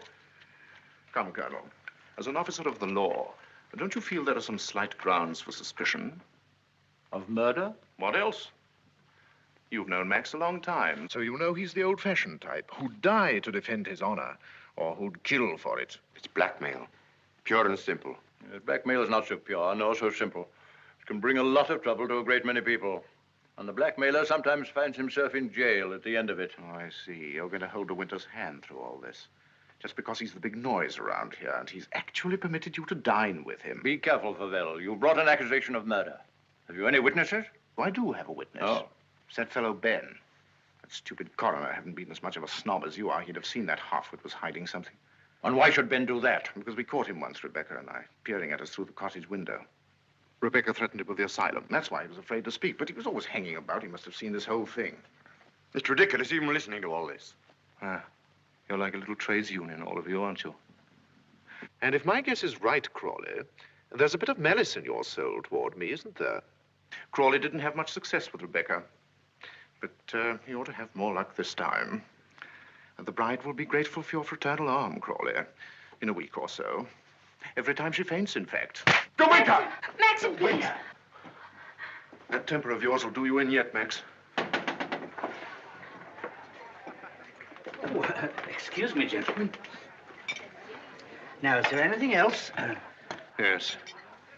You might bring Mr. De Winter a sedative. No, nothing at all. Just leave us. Very good. Now, Favell, let's get this business over. As you seem to have worked out the whole thing so carefully, perhaps you can provide us also with a motive. Ah, I knew you were going to bring that up, Colonel. I've read enough detective stories to know that there must always be a motive. And if you'll all excuse me a moment, I'll supply that, too. I wish you'd go home. You ought not to be here through all this. Please let me stay, Maxim. Surely, Colonel Julian, you're not going to allow this fellow to... My opinion of Favell is no higher than yours, Crawley. But in my official capacity, I have no alternative but to pursue his accusation. I entirely agree with you, Colonel. In a matter so serious as this, we must make sure of every point, explore every avenue. And, in fact, if I may coin a phrase, leave no stone unturned. Ah, here she is, the missing link, the witness who will help supply the motive.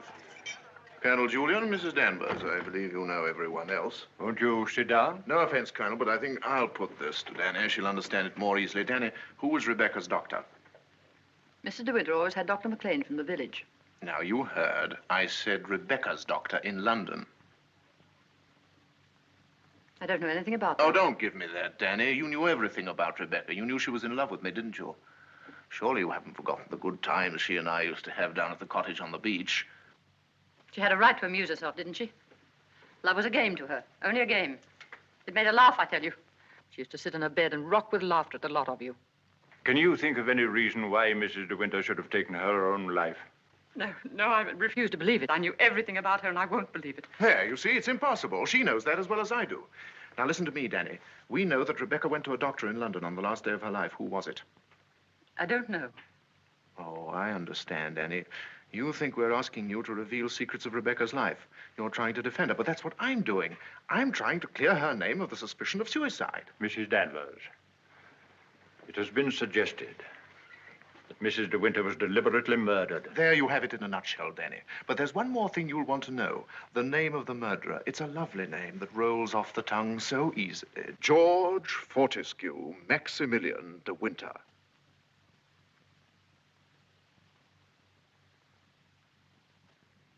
There was a doctor. Mrs. De Winter sometimes went to him privately. She used to go to him even before she was married. We don't want reminiscences, Danny. What was his name?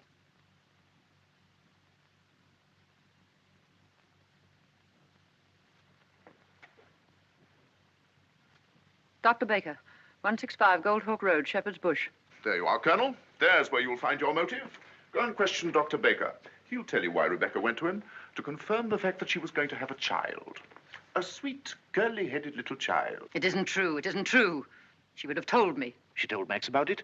Max, who knew he wasn't the father, so like the gentleman of the old school that he is, he killed her. I'm afraid we shall have to question this, Dr. Baker. Here. But for safety's sake, I think I'd like to go along, too. Yes, unfortunately, I suppose you have the right to ask that. I'll see the coroner and have the inquest postponed pending further evidence. I say, aren't you rather afraid that the prisoner, shall we say, might bolt? You have my word for it that he will not do that. Toodaloo, Max. Come along, Danny. Let's leave the unhappy couple to spend their last moments together alone.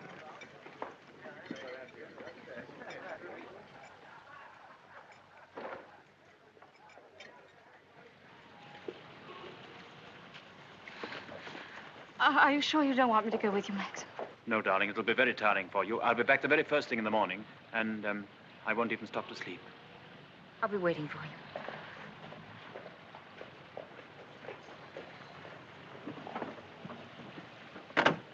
Ready, Maxim? Yes. You two go on ahead. I'll follow with Favell.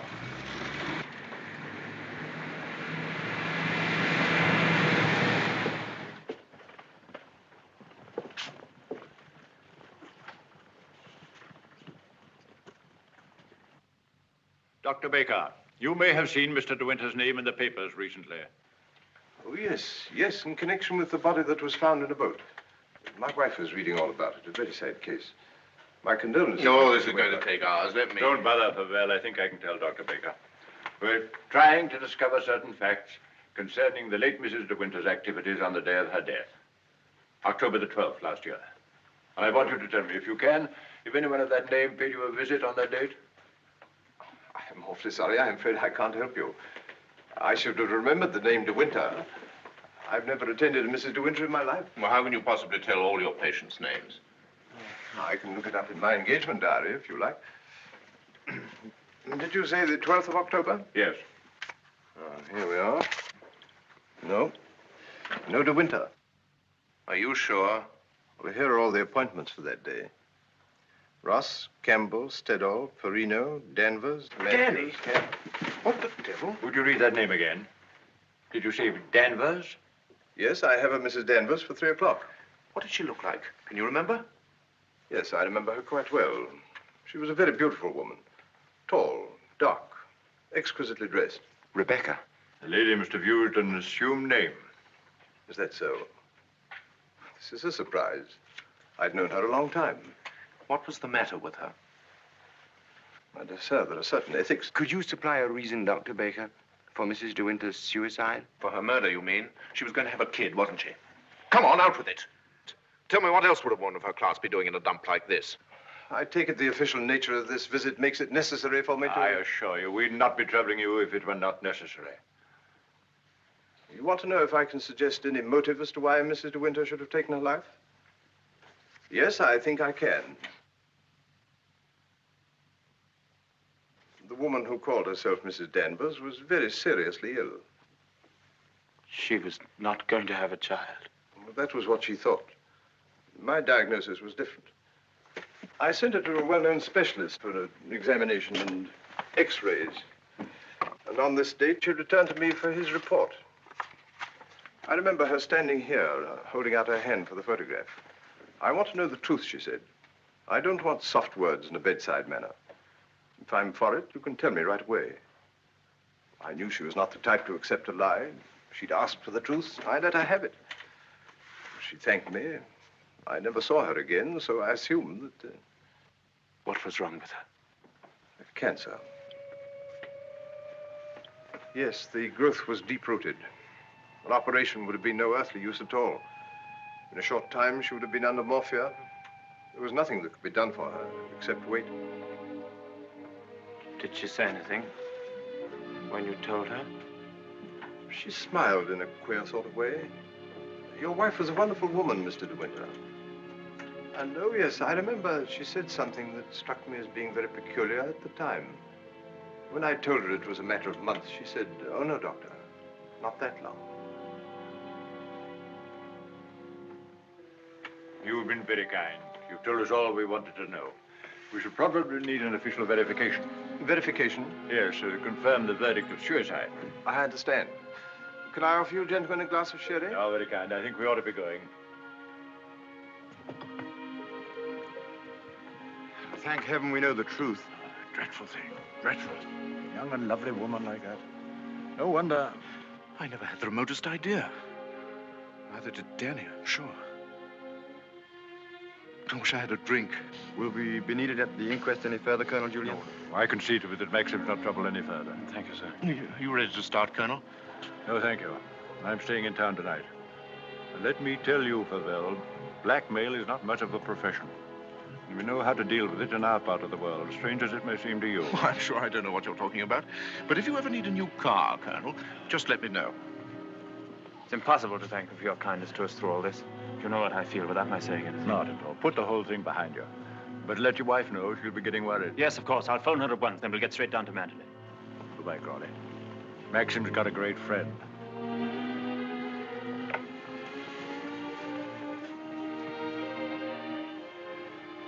Frank, Yes, Maxim? Something you don't know. Oh, no, there isn't.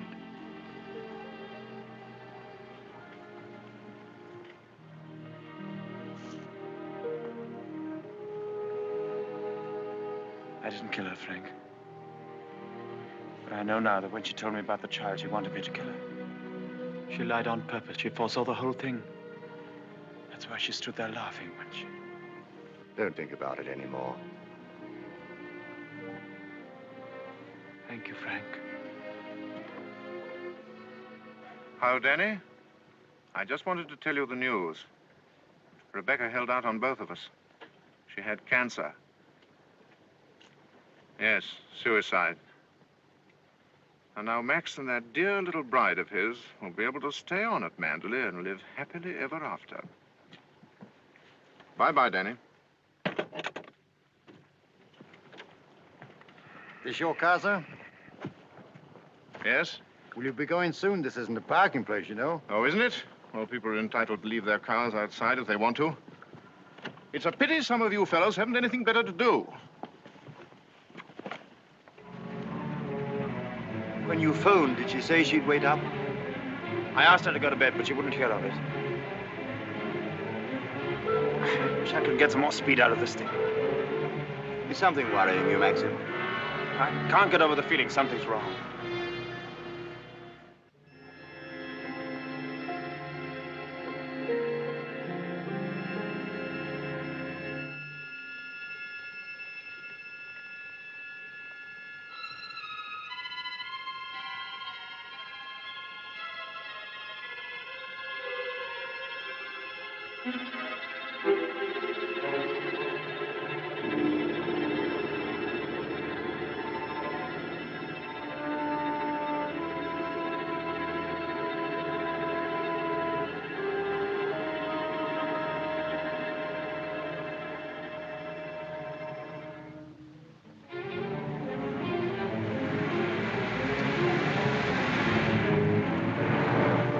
Frank. What's the matter? Why did we stop? What's the time? Well, this clock's wrong. It must be 3 or 4. Why? That can't be the dawn breaking over there. It's in the winter that you see the northern lights, isn't it? That's not the northern lights. That's Manderley.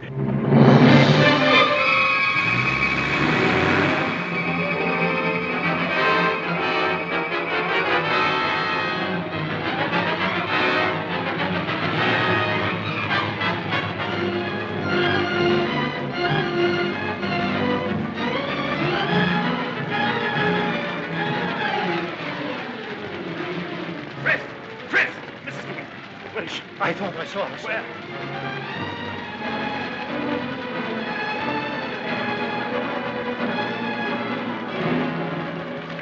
Maxie! Thank heaven you've come back to me. Are you all right, darling? Oh, yes, sir. Are you all right? Mrs. Danvers. She's gone mad. She said she'd rather destroy Manderley than see us happy here. Look! The West Wing!